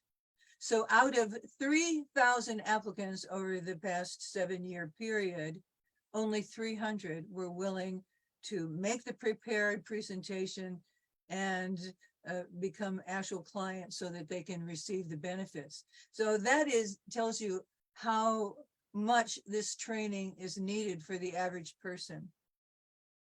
So the main purpose of my workshop is to help the entrepreneur learn the skills they need to start up in pitch competitions, and also develop their video applications, because right now everything is video. So you can't just fax or email a paper application like you could just even a couple of years ago. Oftentimes it's a video application that has to be prepared, and a lot of the clients don't have any skills in doing that. So that's one of the things that I work on in the workshops, and it's been very, very successful. Some of my workshop members have actually made semifinals and final rounds in national pitch competitions and won money. I research available grants that are available from local, state, and federal programs to help people with their startups. I keep the entrepreneurs aware of training programs that are available from municipal governments like the City of Hammond, Small Business Administration, state programs, and federal programs, because the more information they have, the more chance they have of getting money. As a result, we meet twice a month, and we've developed a nice, strong community here, and they all are very, very happy with having a place to go where they can get support. Sometimes people who are married have a partner that doesn't support them because they feel like their new business that they're trying to get off the ground is just a waste of the family's money. And so they don't have the support from their spouse. They can come to the workshop, they learn about what money is available, how to get it, and get the support from other people who are in the same boat. We have measurable results.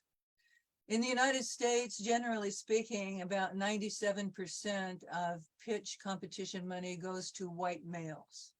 In the state of Indiana, and I think it has a lot to do with the program that we're running in Northwest Indiana, women and minority entrepreneurs fare well above the national average, more like about 32% winning in pitch competitions. And as I mentioned, over the past few years, CMEC clients have won money in pitch competitions and through grants that have resulted in $6 million in revenue for their companies. So there are still 300 companies that are actively working within the program.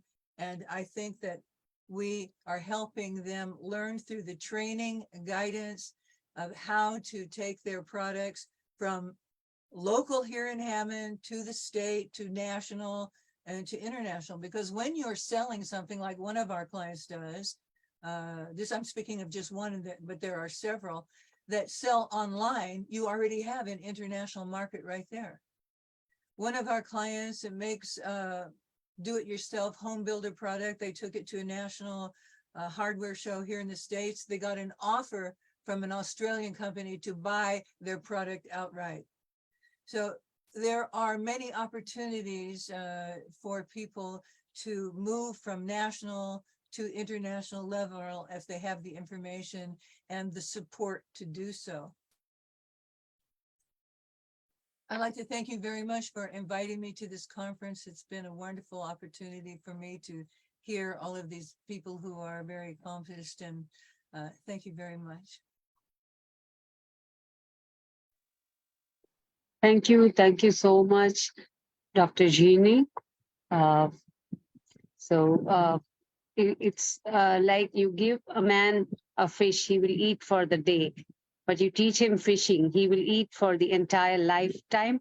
So that's exactly what your team and your organization is doing to the society, and we all look forward to a sustainable world through this action.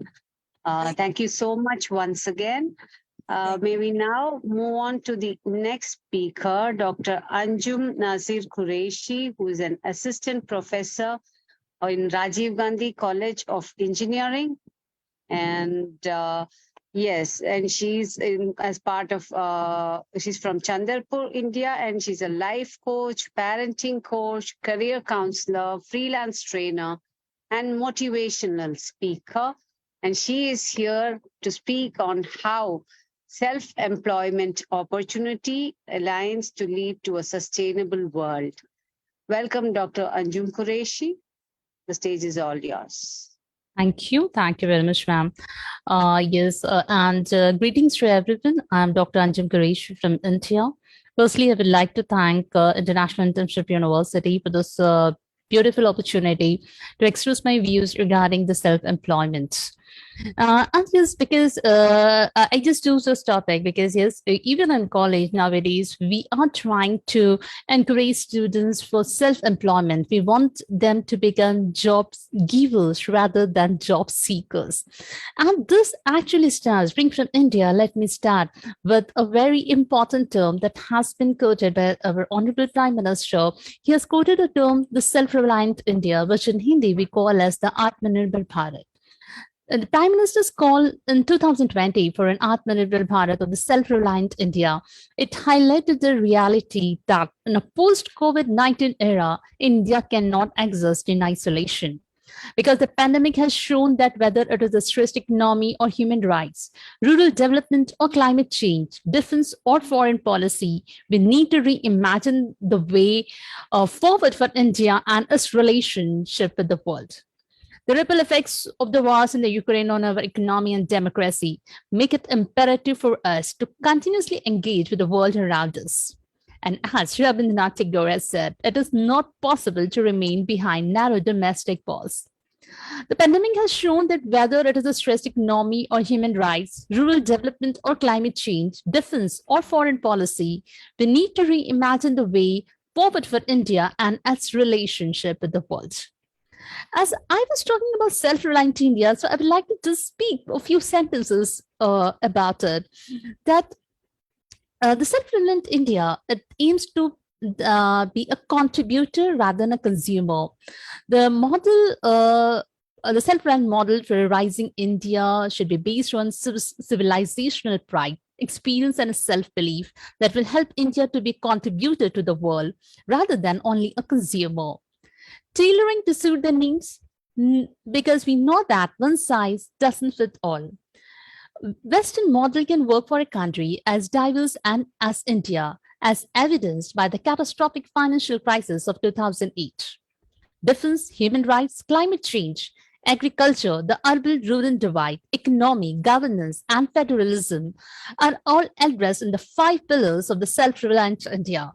It is a human-centric model. Social capital, family, and communities are now at the center of a development model. and it is a human-centric way forward approach for our civilization, ethics, and values. And the self-reliant model, it envisages India working for Vasudhaiv Kutumbakam, which is called as the world is one family. And of course, as about we were talking about self-employment, there are a number of schemes. I will just try to list down few of them because there are a number of self-employment schemes that have been started by the central government and also at the state government. I would just like to mention like some of the schemes, firstly, like I was talking about self-employment. We know that it is a type of employment in which a person or a group is employed for them and they get paid from the firm's profit instead of working for others. The programs related to self-employment in India, they have made many citizens employed and opened new employment opportunities. The central government of India, it runs many schemes to encourage the people towards employment throughout the country. The list of employment schemes in India is very long, I can say. I would just like to mention some of them. Like firstly, the Aspire scheme. It's a scheme for promotion of and innovation of the rural industries and entrepreneurship. It is aimed to make the people of rural areas self-employed by providing financial support from subsidies and loans. The main aim of introducing the scheme is to generate opportunities in the rural areas, because we know that in India, a large population of the nation lives in the rural areas, in the villages. And it aims to build new enterprises in rural areas. And the Aspire scheme was introduced by the Government of India in 2015. Another scheme is the Prime Minister Employment Generation Program. The scheme is introduced by the Khadi and the village industries to produce employment opportunities in the urban and rural areas of the country. Any citizen of India who has crossed the age of 18 years is eligible to get benefits of this scheme. The Prime Minister Employment Generation Program is only for the new ideas and not the established one. And the maximum cost of project unit provided by the central government under this scheme is 25 lakhs for the production sector and rupees 10 lakh for the service sector. Then we have the Pradhan Mantri Rozgar scheme. It is a scheme of the central government which was launched in 1993 and which focuses on providing self-employment to the literate youth who do not get any job. The scheme provides loans for unemployed women and youth. With the help of this loan, young India can start their business with innovative ideas in many sectors. Under the scheme, the loan amount of up to rupees 1 lakh is offered to the borrower, and they also provided a training for 15 to 20 days. And the period of repayment is 3 to 7 years of the loan amount. The other is microcredit for the self-help groups. Self-help groups, which are actually the groups of women, and it is, I think, a revolution, kind of revolution in the field of women empowerment that has been started in India. The microcredit scheme for the self-help groups is run for the members of the SHGs or the self-help group, generally for the ladies or the women who live in the rural areas or in the slum sections of the urban areas. The National Ministry of Development and Finance Corporation looks out for the scheme. In the microcredit scheme, as the name suggests, the little or micro amount of rupees 1 lakh to the members to the self-help groups with a 7% rate of interest. The period of refund of this loan is 3 years. Then there is a self-employment lending scheme.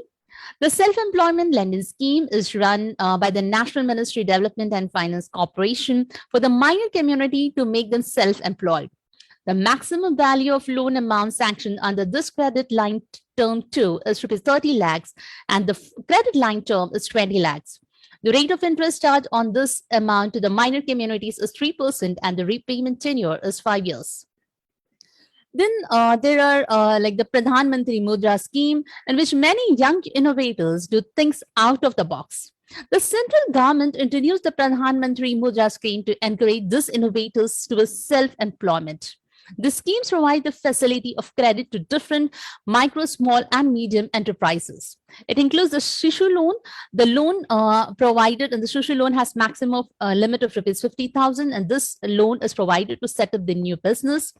Then there is the Kishore loan, in which the amount ranges from rupees 50,000 to rupees 5 lakhs, and this loan is given to those existing industries which want to purchase the new equipment and raw materials. Then there is the Tarun loan, in which the loan amount ranges from 5 lakhs to 10 lakhs, and it is provided to the enterprises and the businesses which are already existing and want to run at a large scale. So these are the few schemes. But if we look at the schemes, yes, the common thing over here is where the government actually aims to provide help to the younger generation, to add to the women, to start with their own enterprises, to start with their own business, right? So along with this, it is not that the government has only stressed upon giving loans to this through different schemes, but actually the national education policy that has been started by the government, which in India, which we call as the NEP 2020, because it was started because it was actually reframed. So there were many changes made in the education policy in 2020. So here there are some of the especially in the higher education, it stresses on research, innovation, and entrepreneurship, so that when the students they come when they are students, when they are actually studying the college, and when they come out of the college, they come out as they are capable of starting their own small ventures. So I would like to discuss about some of the aspects of NEP 2020 that are encouraging research, innovation, and entrepreneurship. Because when we talk about self-employment, of course, we need to prepare the younger generation for it. So under NEP 2020, the government of India has proposed to set up National Research Foundation to strengthen the research ecosystem in India. It aims to seed, grow, and facilitate research at academic institutes, particularly universities and college. The NRF will be governed independently of the government by a rotating board of governors consisting of the best researchers and innovations across fields. NRF will provide a reliable base of merit-based but equitable peer-reviewed research funding, helping to develop a culture of research in the country. This is achieved through appropriate incentives for and recognition of outstanding research at universities and other public institutions where research capability is currently limited. The NRF will completely fund research in all disciplines. It has already granted more than rupees 5,000 crores in the field of research. Successful research will be recognized and be relevant implemented through close linkages with government agencies and with private philanthropic organizations.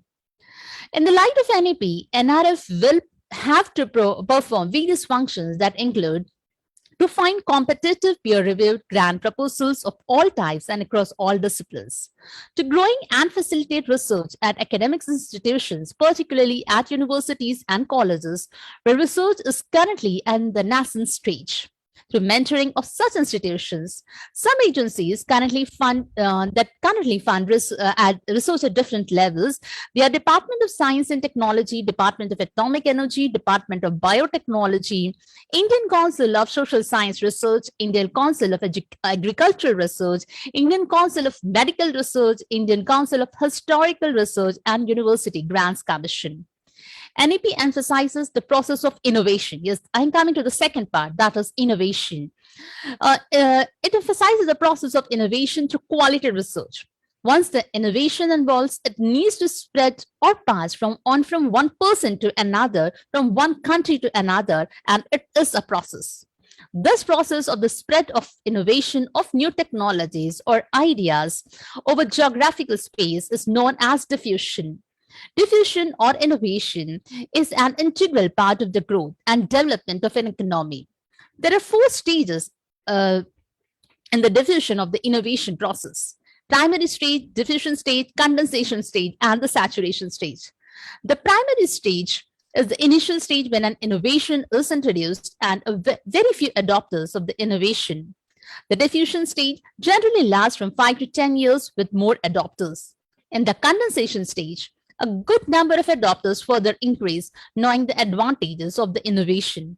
When most people in a society, region, or country adopt, innovation is known as a saturation stage. Research and innovation at education institutions in India, particularly those engaged in higher education, is critical. And evidence from the world's best universities throughout history shows that best teaching and learning process at the higher education level occur in an environment with an intense research and knowledge creation culture. Conversely, much of the best research in the world has happened in multidisciplinary university settings. NEP has set a goal that by 2025, at least 50% of learners through school and higher education systems shall have exposure to vocational education, making them learn at least one vocation and expose them to several more by integrating vocational education into all schools and higher education institutions in a phased manner over the next decade. Importantly, NEP 2020 also encourages different models of vocational education in schools so that locally relevant skill education can be offered in an appropriate manner. Emphasis on holistic education, the inclusion of research and internships in the undergraduate curriculum, faculty career management systems that give due weightage to research, the governance and the regulatory changes that encourage an environment of research and innovation. These aspects are highly critical to developing a research mindset in the country. And then coming to the third aspect, that is entrepreneurship. The concept of entrepreneurship broadly relates to the entrepreneur, his or her vision and implementation. So it is a process in which an entrepreneur performs various economic activities and undertakes to establish an enterprise by taking all risk and uncertainties. The term entrepreneurship is a French word, entreprendre, which means who's undertaking risk of new enterprises. The key element in the process of entrepreneurship is the entrepreneur. Entrepreneurship is the process of the creation and innovation of an entrepreneur. The concept of entrepreneurship was developed in the 17th century, and now it is becoming a common issue in the current changing socio-economic environment.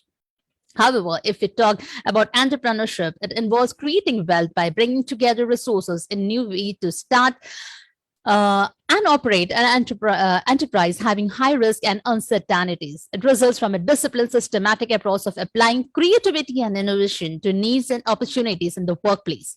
So if we want to encourage actual self-employment for the youth, yes, this creativity, innovation, research. So each and every education, I was talking about some of the initiatives that are taken by the government through the education policy to foster innovation, research, and entrepreneurship and at the higher educational institution or right from the school level.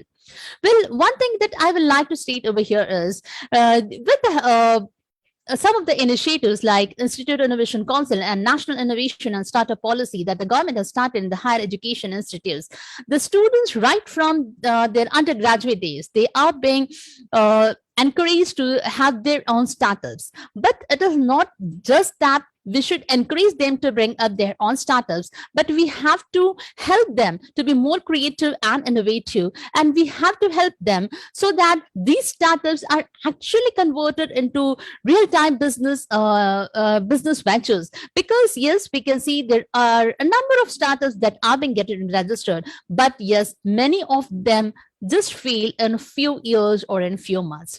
So the education system that has changed, where the innovation, creativity, creative thinking, critical thinking, all those things are being, it is being introduced into the education system. We are trying to create an education system where all these qualities should be imbibed.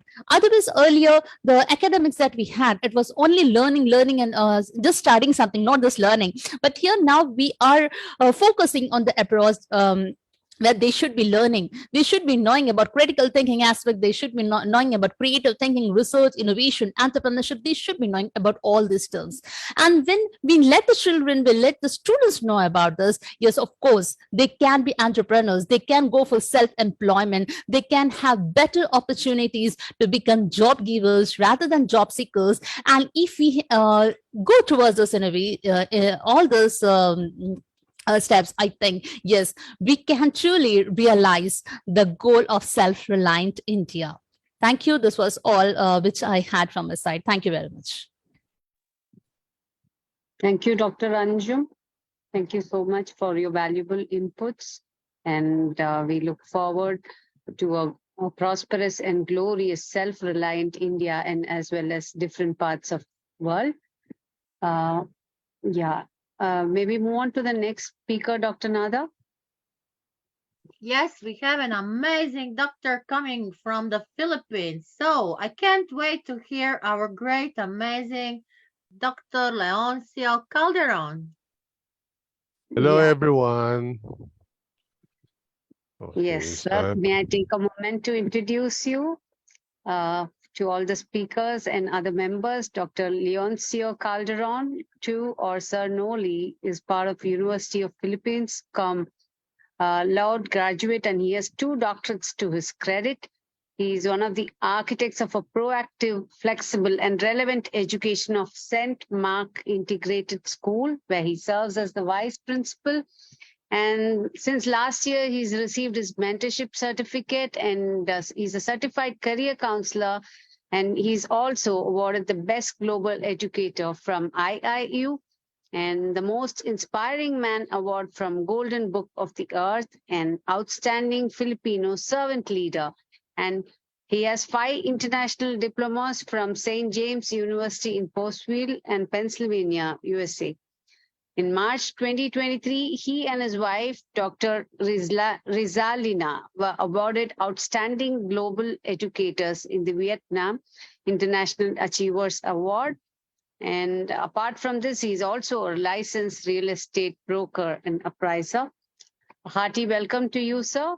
We look forward to getting and listening to your inputs on how industrialization plays a pivotal role in the growth of global economy and how it helps us achieve a sustainable world.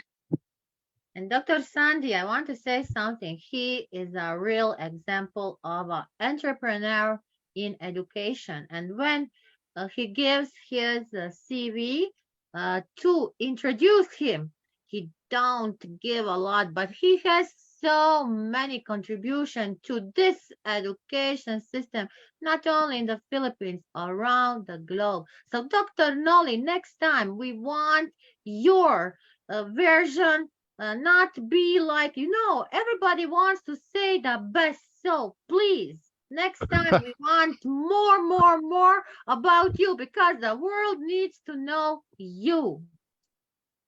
I thought I'm going to sing or something else, but I give the Happy deference Friendship to. Day. Happy Friendship Day. Yes, and I won't try to overshadow Ma'am Jeannie. She's the better actor than me. Okay, let me share my You can, Dr. presentation. Nolly, you can. And Okay. Dr. Jani is learning us, and we will be great actors. Because we say we don't need masks, but we need to know how to act.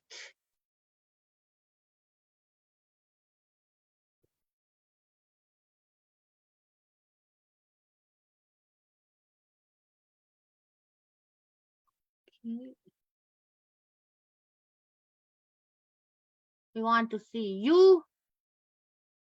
Okay, so included all of the speakers and my picture and my country flag.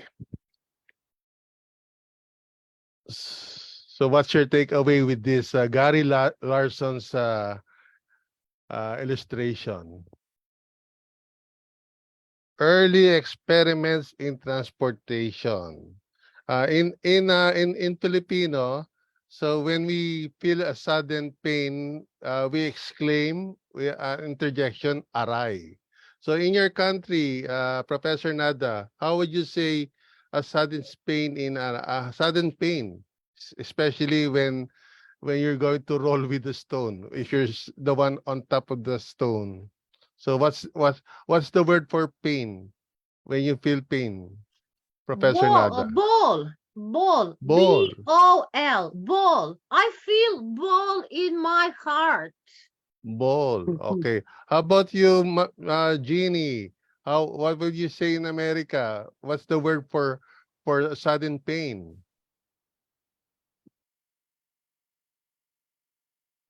It is pain.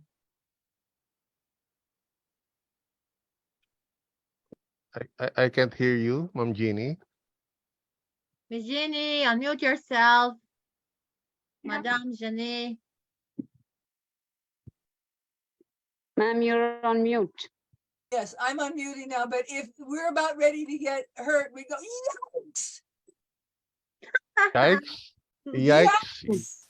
Yikes. Yes. How about in India? How would you say if you feel pain, or Indonesia with our with our speaker also, you just open your mics and try to say when you suddenly feel pain, especially if you're on top of that, about you're going to roll down the hill with a big stone underneath you. So in India, how would you say that? Is there a word I for think pain? it's going to be the same reaction like ouch or mine. My God. Oh my God. Okay, so so you're asking God to save you. Probably he will be too late to do that. Yeah. Well, anyway, so that's our takeaway for our first illustration. It may probably change your perception later as we go along with my presentation. So what is industrialization? Industrialization is a transformation away from an agricultural or resource-based economy toward an economy based on mechanized manufacturing. So when we talk about the history of industrial revolution, we have 4 stages. So what are industry 1.0, 2.0, 3.0, and 4.0? So the first illustration, the cartoon is O. It's not all right, but oh my God, as as you already said, it's an O. So we start from something. Anyway, there's someone who's already to write down scientifically what will happen to the one on top of the rolling rock. So what's the history from industry 1.0 to 4.0? What are the difference between these industrial revolutions? What are the challenges of industry 4.0? So the industrial revolution 1.0 began in the 18th century, covering the period between 1760 to 1840. It was characterized by major transitions that changed the existing economies of different continents. Before the Industrial Revolution, most of the economies were based on simple handicrafts and agriculture. However, as the revolution started, the economies began to be based on new factory systems, large-scale industries, and mechanized manufacturing. Also, new industries were developed, and these featured modern power sources, modern machines, and even new strategies of organizing different departments in industries. The landmark technologies that characterize Industry 1.0 were the machines powered by water and steam. A good example of such machines is the weaving loom, which was first developed in 1784. Other machines that were invented during these periods include the water wheel, more complex spinning wheels, and the steam engine. These newly invented machines allowed workers to produce goods in large quantities. Also, they made the production process much more efficient and cost-effective. As a result, most small businesses grew and developed to become large organizations that serve a larger number of people. The advancing of technologies especially brought significant benefits to the textile and transportation industries. The second industrial revolution, Industry 2.0, began in the 19th century around the 1870s. It mainly occurred in Germany, America, and Britain. Some historians also refer to this period as the technological revolution era. It mainly involved industrial processes that use machines powered by electrical energy. Up until this point, industries were already using electricity as one of the driving forces. However, it was not until the second industrial revolution that electrical machines were invented. Compared with water and steam-based machines, electrical machines were much more efficient, easier to operate and maintain. More so, they were very cost-effective, requiring fewer resources and human effort than the machines used during the first industrial revolution. The third industrial revolution is also commonly referred to as the digital revolution or the first computer era. It began in the 20th century around the 1970s. During this period, simple yet relatively large computers were developed. These computers had quite a good computing power, and they laid a strong foundation for the development of modern-day machines. Information technology, IT, and electronics were introduced in many production processes, furthering automation in the manufacturing processes, following the use of renewable energy in the production industries, as well as the development of connectivity and internet access. It is crucial to note that Industry 3.0, the third industrial revolution, is still present even today. In most modern day factories and production industries, it is due to the invention of these techniques, like technologies rather, that we can now automate entire production processes. Good examples of these are robots, which can be programmed to perform certain activities by themselves without any human intervention. Industry 4.0 is the industrial revolution being currently implemented in our modern world. As a development of the third industrial revolution, this era is characterized by the use of communication and smart information technologies in various industries. Also, network connections are used to expand production systems that already incorporate automation and computer technologies. The fourth industrial revolution has led to efficient networking or interconnectivity of systems, also known as the cyber physical production systems or CPS. In turn, this invention has led to the development of smart manufacturing and factories where all production is almost completely automated production systems, people, and components communicate thanks to a unique network. Also, this current revolution has dramatically changed how people work. It allows more efficient way of working by pulling individuals into smarter networks. The manufacturing industry is almost entirely digitalized, making it easier to pass information to the right people at the right time. So that's what we call now an artificial intelligence.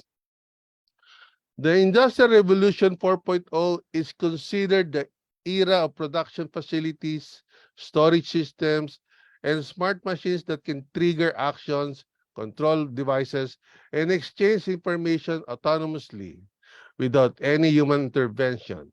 This ideal distribution of information is made possible through the industrial Internet of Things.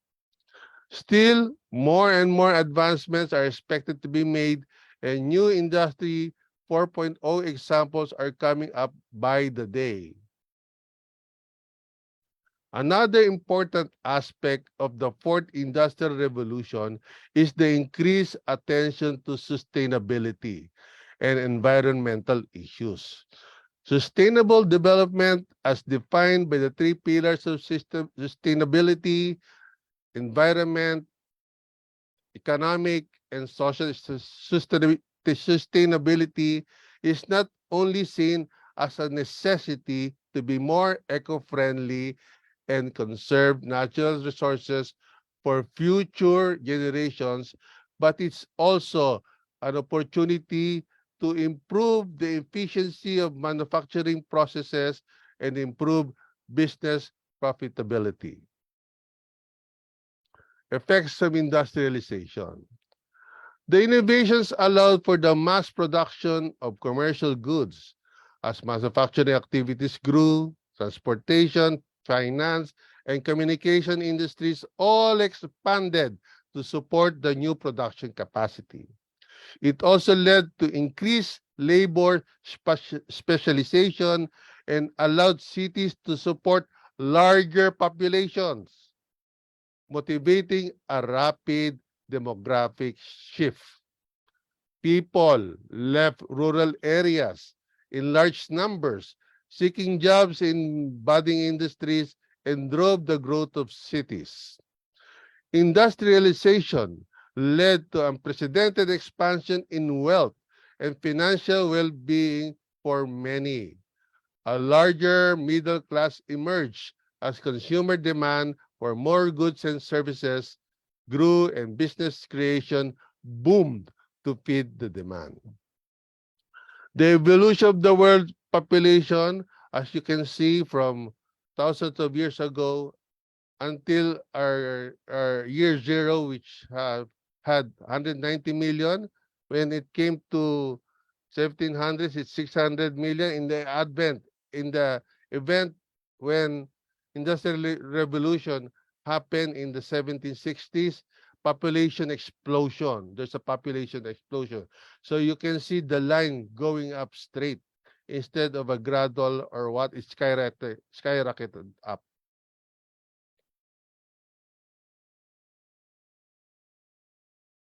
The socialist nations of the 20th century repeatedly embarked on centrally planned programs of industrialization. These include the first and second five-year plans in the Soviet Union and the Great Leap Forward in China. While these efforts did reorient the respective economies toward a more industrial base and an increase in output of industrial commodities, they were also accompanied by harsh government repression, deteriorating living and working conditions for workers, and even widespread starvation. So when you say there's no time for Stalin, there's also a way of saying it, there's no time for stalling. So there's no time for stalling. So let the boulder, the round boulder go. Let it roll down the hill. Hopefully, when it comes up, if you try another try, nobody gets hurt. And you will see, ouch, yikes, aray, and hopefully it will not hurt anymore. But of course, he's dead already.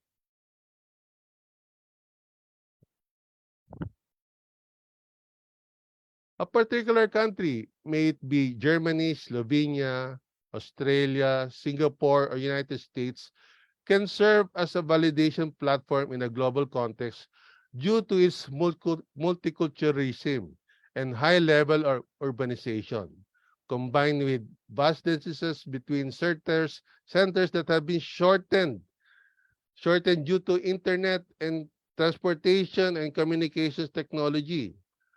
Regardless how small or big a market may be, operations show sufficient complexity and depth to function as test markets for new products, processes, or organizational concepts.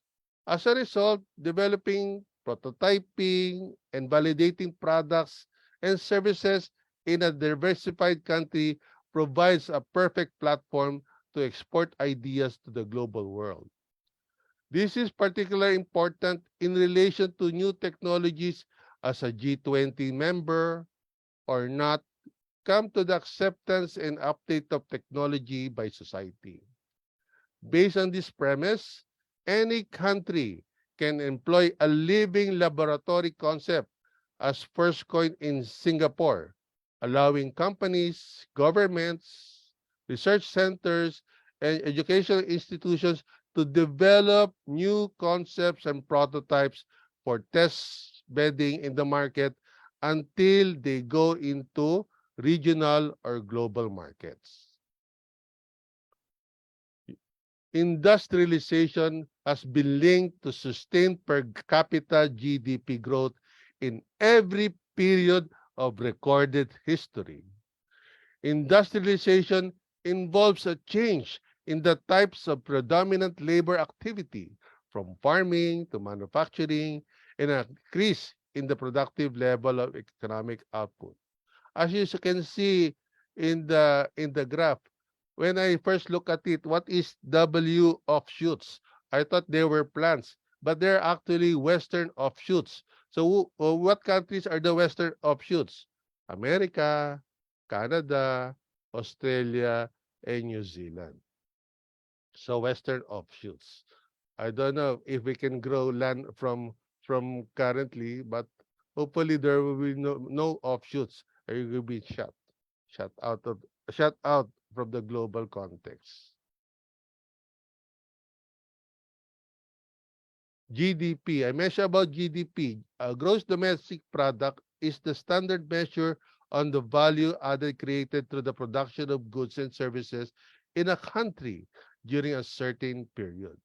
As such, it also measures the income earned from that production, or the total amount spent on final goods and services. So when you talk about industrialization, it's it directly connects to gross domestic product. So recently, we have now figures from World Bank, World Development Indicators. It might be so small that I have to look out also close to it. When you see the world in 1990s, that's about 22 trillion in dollars. Then it becomes 33 trillion in 2000, 66, doubled in 2010, and currently in 22, that's 100 trillion dollars. So from 1990 to 2020, in a span of 32 years, the global gross domestic uh, product have fivefold, has multiplied fivefold.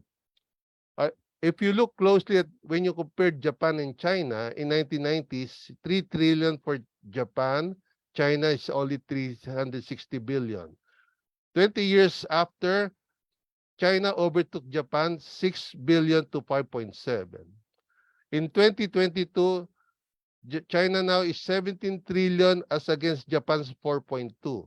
So you can see the shift of gross domestic product that, and in all of the countries listed here, I only posted some of the countries because it's quite impossible to post all of the countries, but I just put up some since we cannot include everything here. So if you can also see Singapore at 2020, the one below, the one table below, 466 trillion in 2022 gross domestic product. And in Philippines, 404.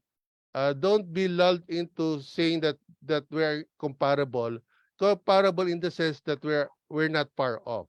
But come to think that Singapore is only a small portion in land area with us, and we are 117 million against 6 million 14,000 with that. And if you divide the gross domestic product of 406, if you have a calculator with you, 466 million divided by 6 million, that's about 77 million per capita income. For every person in Singapore, it's the prorated amount given to the particular Singaporean. While when you divide $404 million with our population 117, it's only about $3,500. So World Bank classified as a lower middle income group when it comes to per capita income. But when you see this from 1990, 22 billion, 2022 world's gross domestic product, 100 trillion, you can see industrialization is the key to growth of the global economy.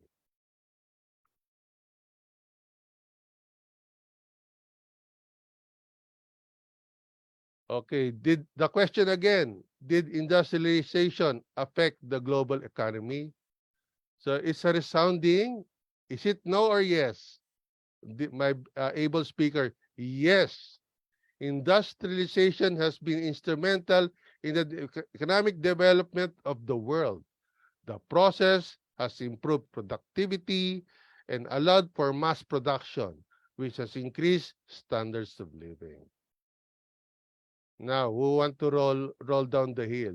Are we going to roll down the hill with us probably on top of the stone, or we just let let the boulder roll down without someone on top. Hope you enjoy my share. Thank you very much and mabuhay. Mabuhay, mabuhay, dear Dr. Nolly.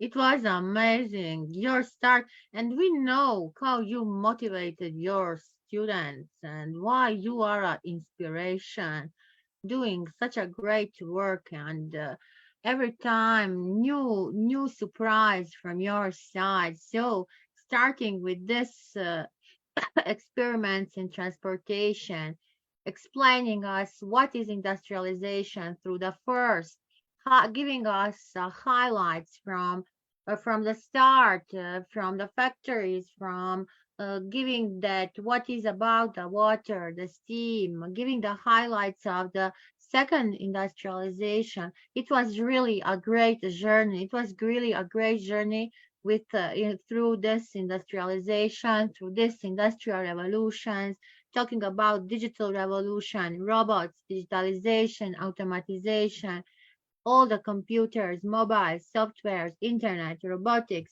Then coming to the fore with the highlights, we know that we still have these highlights in progress, automation, smart systems, Internet of Things, AI, big data, cloud computing, and especially very important what you say, focusing on the sustainability. After that, a brief walk through the research, through the evolution of the world population. These numbers really are very, very, I can say, scaring the numbers. And yes, touching this, we have so many bad things in the world still now, the war and etc. So pointing on Singapore, pointing on Slovenia, where we are the centers of the industrialization, and giving this research facts in the correlation with the GDP, and we go through this to the world, comparing to the world, talking about Japan, China, Singapore, Slovenia, United States, I think the United Kingdom, the Philippines, and I can say thank God that the Philippines have you like an amazing educator, principal, and you're beautiful and great woman working with you, supporting you. I wish you more success. And this early experiments in transportation, I hope they will be very soon finished, not only early. So BOL, the ball, the pain, and any word we choose from this, it needs to be our inspiration, motivation, like you, Dr. Nolly. Thank you.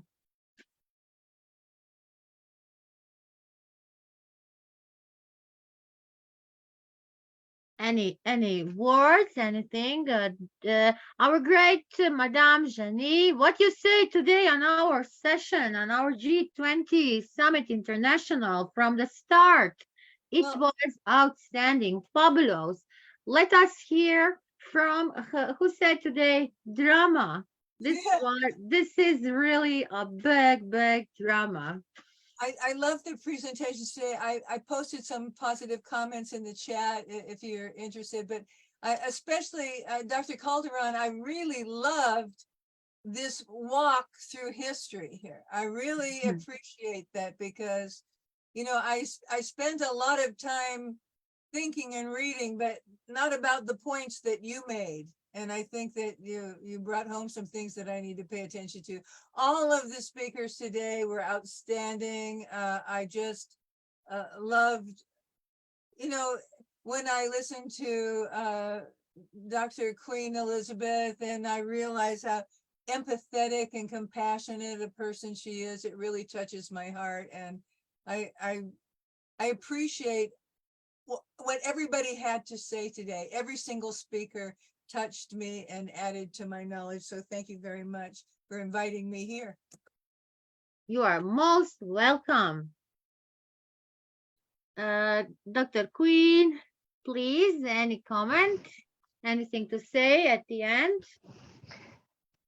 Yes, I want to say thank you so much for this great opportunity to come together and to share, and also to learn from my great leaders on this platform.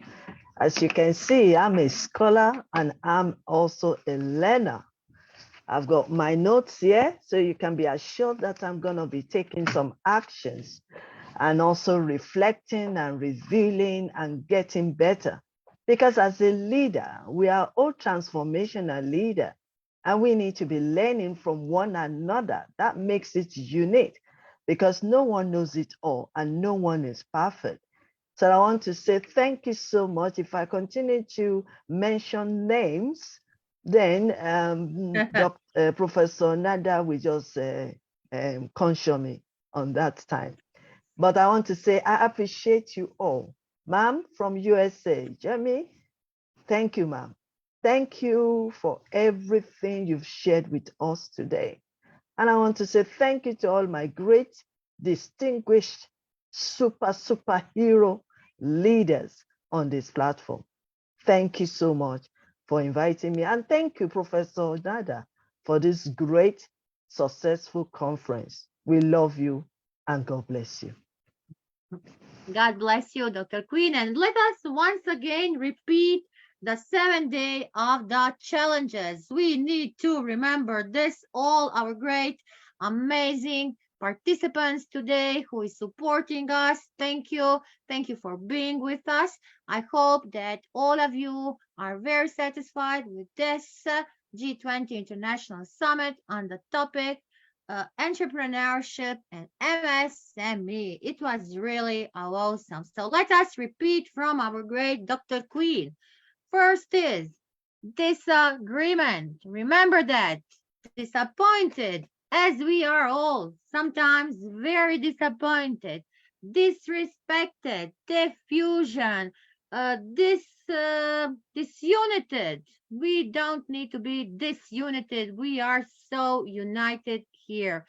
Disconnections, no disconnections. We are all connected. We are collaborating. We are working together, and we will always continue working together, spreading, sharing our knowledge. That is the mission of IAU. That is the mission of our great Sir Piyush Pandit, who is really working very hardly for bringing education to all around the globe. And yes, our great Dr. Queen, who has her own organization. Yes, you can. We are all together. We are all together because we are cooperating. We are making a correlation. Dr. Queen has great master classes on the leadership, on the transformation, transforming the mindset and working on the relationships. And that is very important. So we don't have disconnected and disagreement. So disagreement is the last of the 7. So Dr. Queen, I'm expecting you to talk more about this 7 day of challenges. So in next session, I am waiting you for this. Also, Dr. Noli, your industrialization, we are waiting you again. Dr. Jenny, you inspire today because you show us how to become an entrepreneur and you are giving your own training. So let us all connected. Let us connected with our great Madame Janie in USA because we are learning from each other. Dr. Parul started today. We learned from Dr. Parul so many new things about this entrepreneurship, about the situation in India, about the situation in world, what we need to do. Our great Dr. Balai was wonderful. So what to say, Dr. Anjum? We have an amazing esteemed, great guest speakers today sharing knowledge. And yes, you can only get it here at IAU. And yes, you can get it with all our great with our great advisors like Dr. Queen.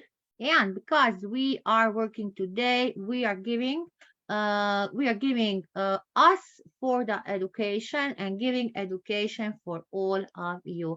Dr. Srividya, I'm waiting you. Dr. Srividya, thank you. Thank you for bringing this G20. Thank you, Dr. Sandy, for being with us and bringing this G20 International Summit in cooperation with International Internship University. We are really honored and thankful. Thank you, Dr. Nada. That was very kind of you. And thank you, Dr. Quinn, for being here from the beginning, though not from the beginning, till the end of the session.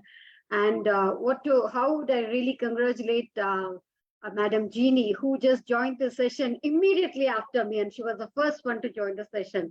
Really, it shows the passion, it shows the dedication that we show towards our work and our commitment towards the community. Really, that's really fantabulous. And Dr. Leon, really, your presentation was really fabulous, where you took us a journey in the pathway of the industrialization from Industry 1.0 to 4.0. That was really, really amazing. And that really summed it up, the whole thing. Whole purpose of the summit, as you know, like what we have mentioned today, is the modernizing and strengthening the industrial units to make them globally competent. And we have covered it all through the globe, across the globe, starting from India and also moving to US, talking about the pitch, the business pitch that is we have discussed well in detail with Dr. Jeannie, and now summing up with Dr. Leon about industrialization, creating job opportunities through self-employment schemes, bringing in basic infrastructure of industrial development and digital compliance and competence. And of course, we just missed on one simple point, that revival of sick and closed industrial units, that we need to work with innovation. Innovation is not something creating new, jeopardizing the present situation. It's like combating, modifying the present situation to make it sustainable, to make it acceptable with the innovative models that we are going to implement for. So that's moving ahead, and these will the recommendations that we take forward to Think 7 recommendations, which will act as a process for promoting lifelong learning opportunities for future of work, achieving sustainable global economy, and collaboration and partnership of national and international levels. So that's the main rationale of this whole G20. And thanks to Ms. Nada, Dr. Nada, thanks to Dr. Piyush Pandit, who has given us this platform for bringing the G20 International to IIU. And we always take the pride of representing it on this platform, prestigious platform of IIU, definitely. And we have more projects to come forth. On that note, Ms. Sandy, are we going to take it forward to just announce the future projects?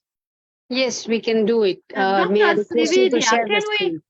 can we ask Dr. Parul for the last few words also before we come to the end? Dr. Parul, please. Yes, good evening. Very good evening again to everyone.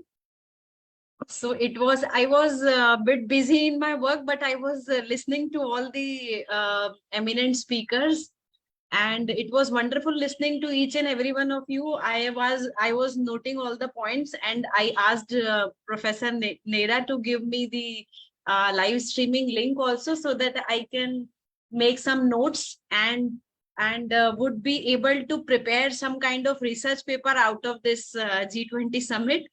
Because I am very keen to write the research articles, and recently I was working with NADA also to write one research paper, and it was wonderful being here, and it was wonderful opportunity. I look forward for further more opportunities from different countries, if I can contribute in any manner for the betterment of our nation and for the harmony of all the nations together.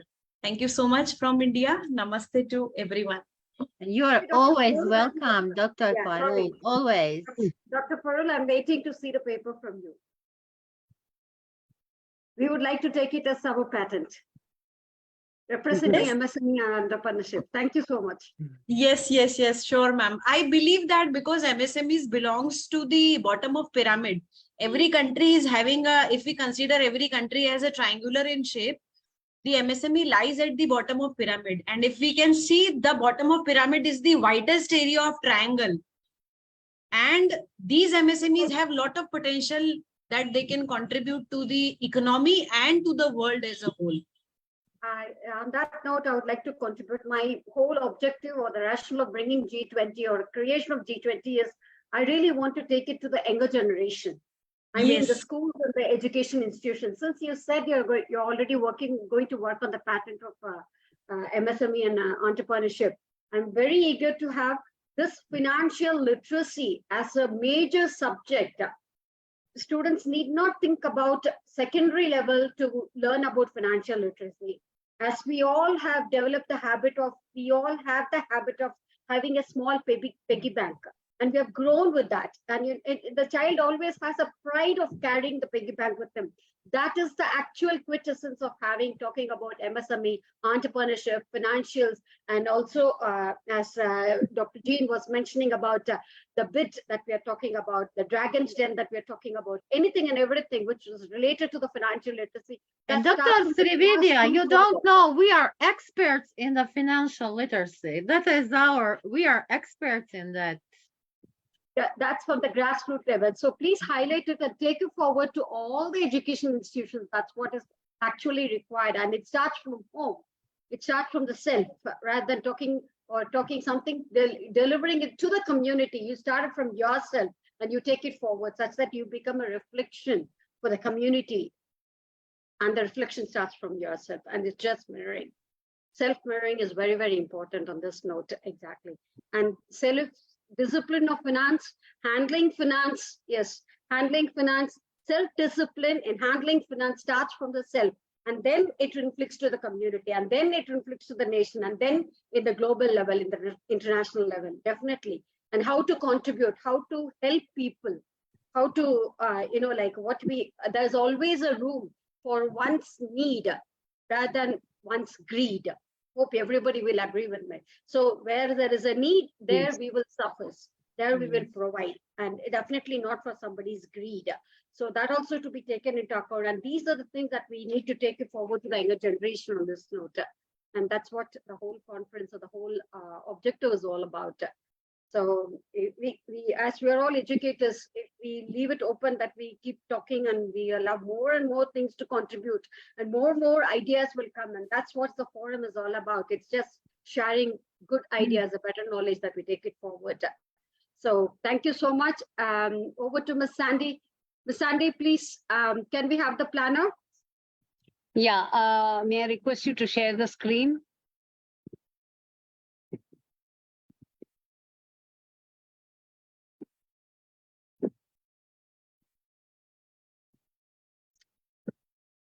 So this is about the different projects, the forthcoming projects that we have. Oh, wow. Yes, there we go. Hope everybody is able to see my screen. Is the screen visible or is it still loading? Yes, it is visible. Okay, over to you, Ms. Sandy. Yeah, so we began this, thank you, Dr. Vidya. We began this session on the 9th of July with Education 360 with the idea of promoting lifelong learning opportunities for all. And then the next week, we spoke about women empowerment, closer to the idea of to have a paradigm shift from individual to leadership development and community partnership, where women was the central focus. And then we had spoken about digitization and innovation last week and about the next production revolution and how we can achieve sustainable growth. And today we brainstormed ideas about entrepreneurship and MSME. And the next week we will talk about, which is the 6th of August, we will talk about energy, resources and sources, sustainability and employability. And 13th of August, we will focus on health is wealth and agriculture and food security. So here we will talk about a global view of GVC's pattern and opportunities and the role of policy. On 20th of August, we will talk about inclusion, financial architecture, and informational growth with our presidency as accelerated, inclusive, and resilient growth. On 27th of August, the focus will be on international taxation, trade, and investment with highlights on exports and imports. And here our presidency will be to reform, reshape, and restructure and reconstitute the international tax structure.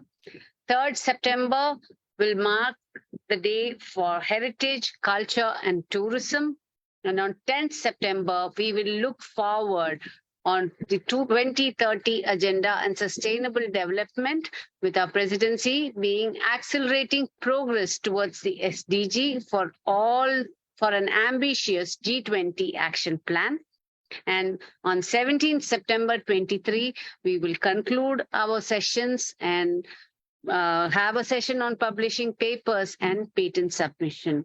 So we look forward to seeing you next Sunday and the Sundays ahead, with all great ideas to culminate into a sustainable world. Thank you, Sandy. And it was definitely a wonderful platform with eminent speakers. Eminent means eminent speakers and honorable chief guests and guests joining us week after week, such that we always look forward for the Sunday. It has become really a passion in us, such that we always look forward this 3-hour session, and the planning goes on. Starting from this today evening, tonight it starts. The planning starts for the next week, and as such, we invite speakers, and Dr. Nada is always helping us in bringing in brilliant speakers on this forum.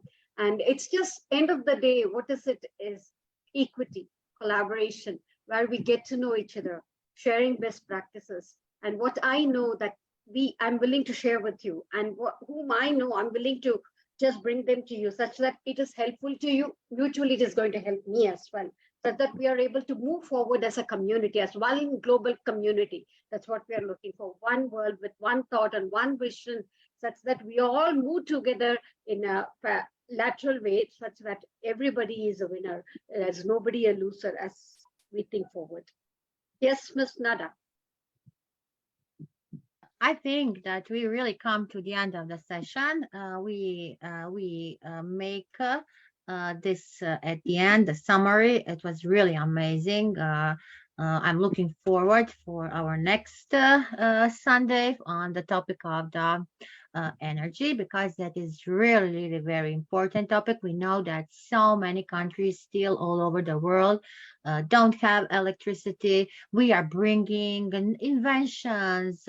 We have so many new patents. And what is the biggest problem? We don't have the 5G, 6G electricity. So our great researchers, inventors are bringing so many new things, and we really need to act. And who is here responsible? We know that it is that is our governance. That are our governments who needs to take responsibility for solving these problems.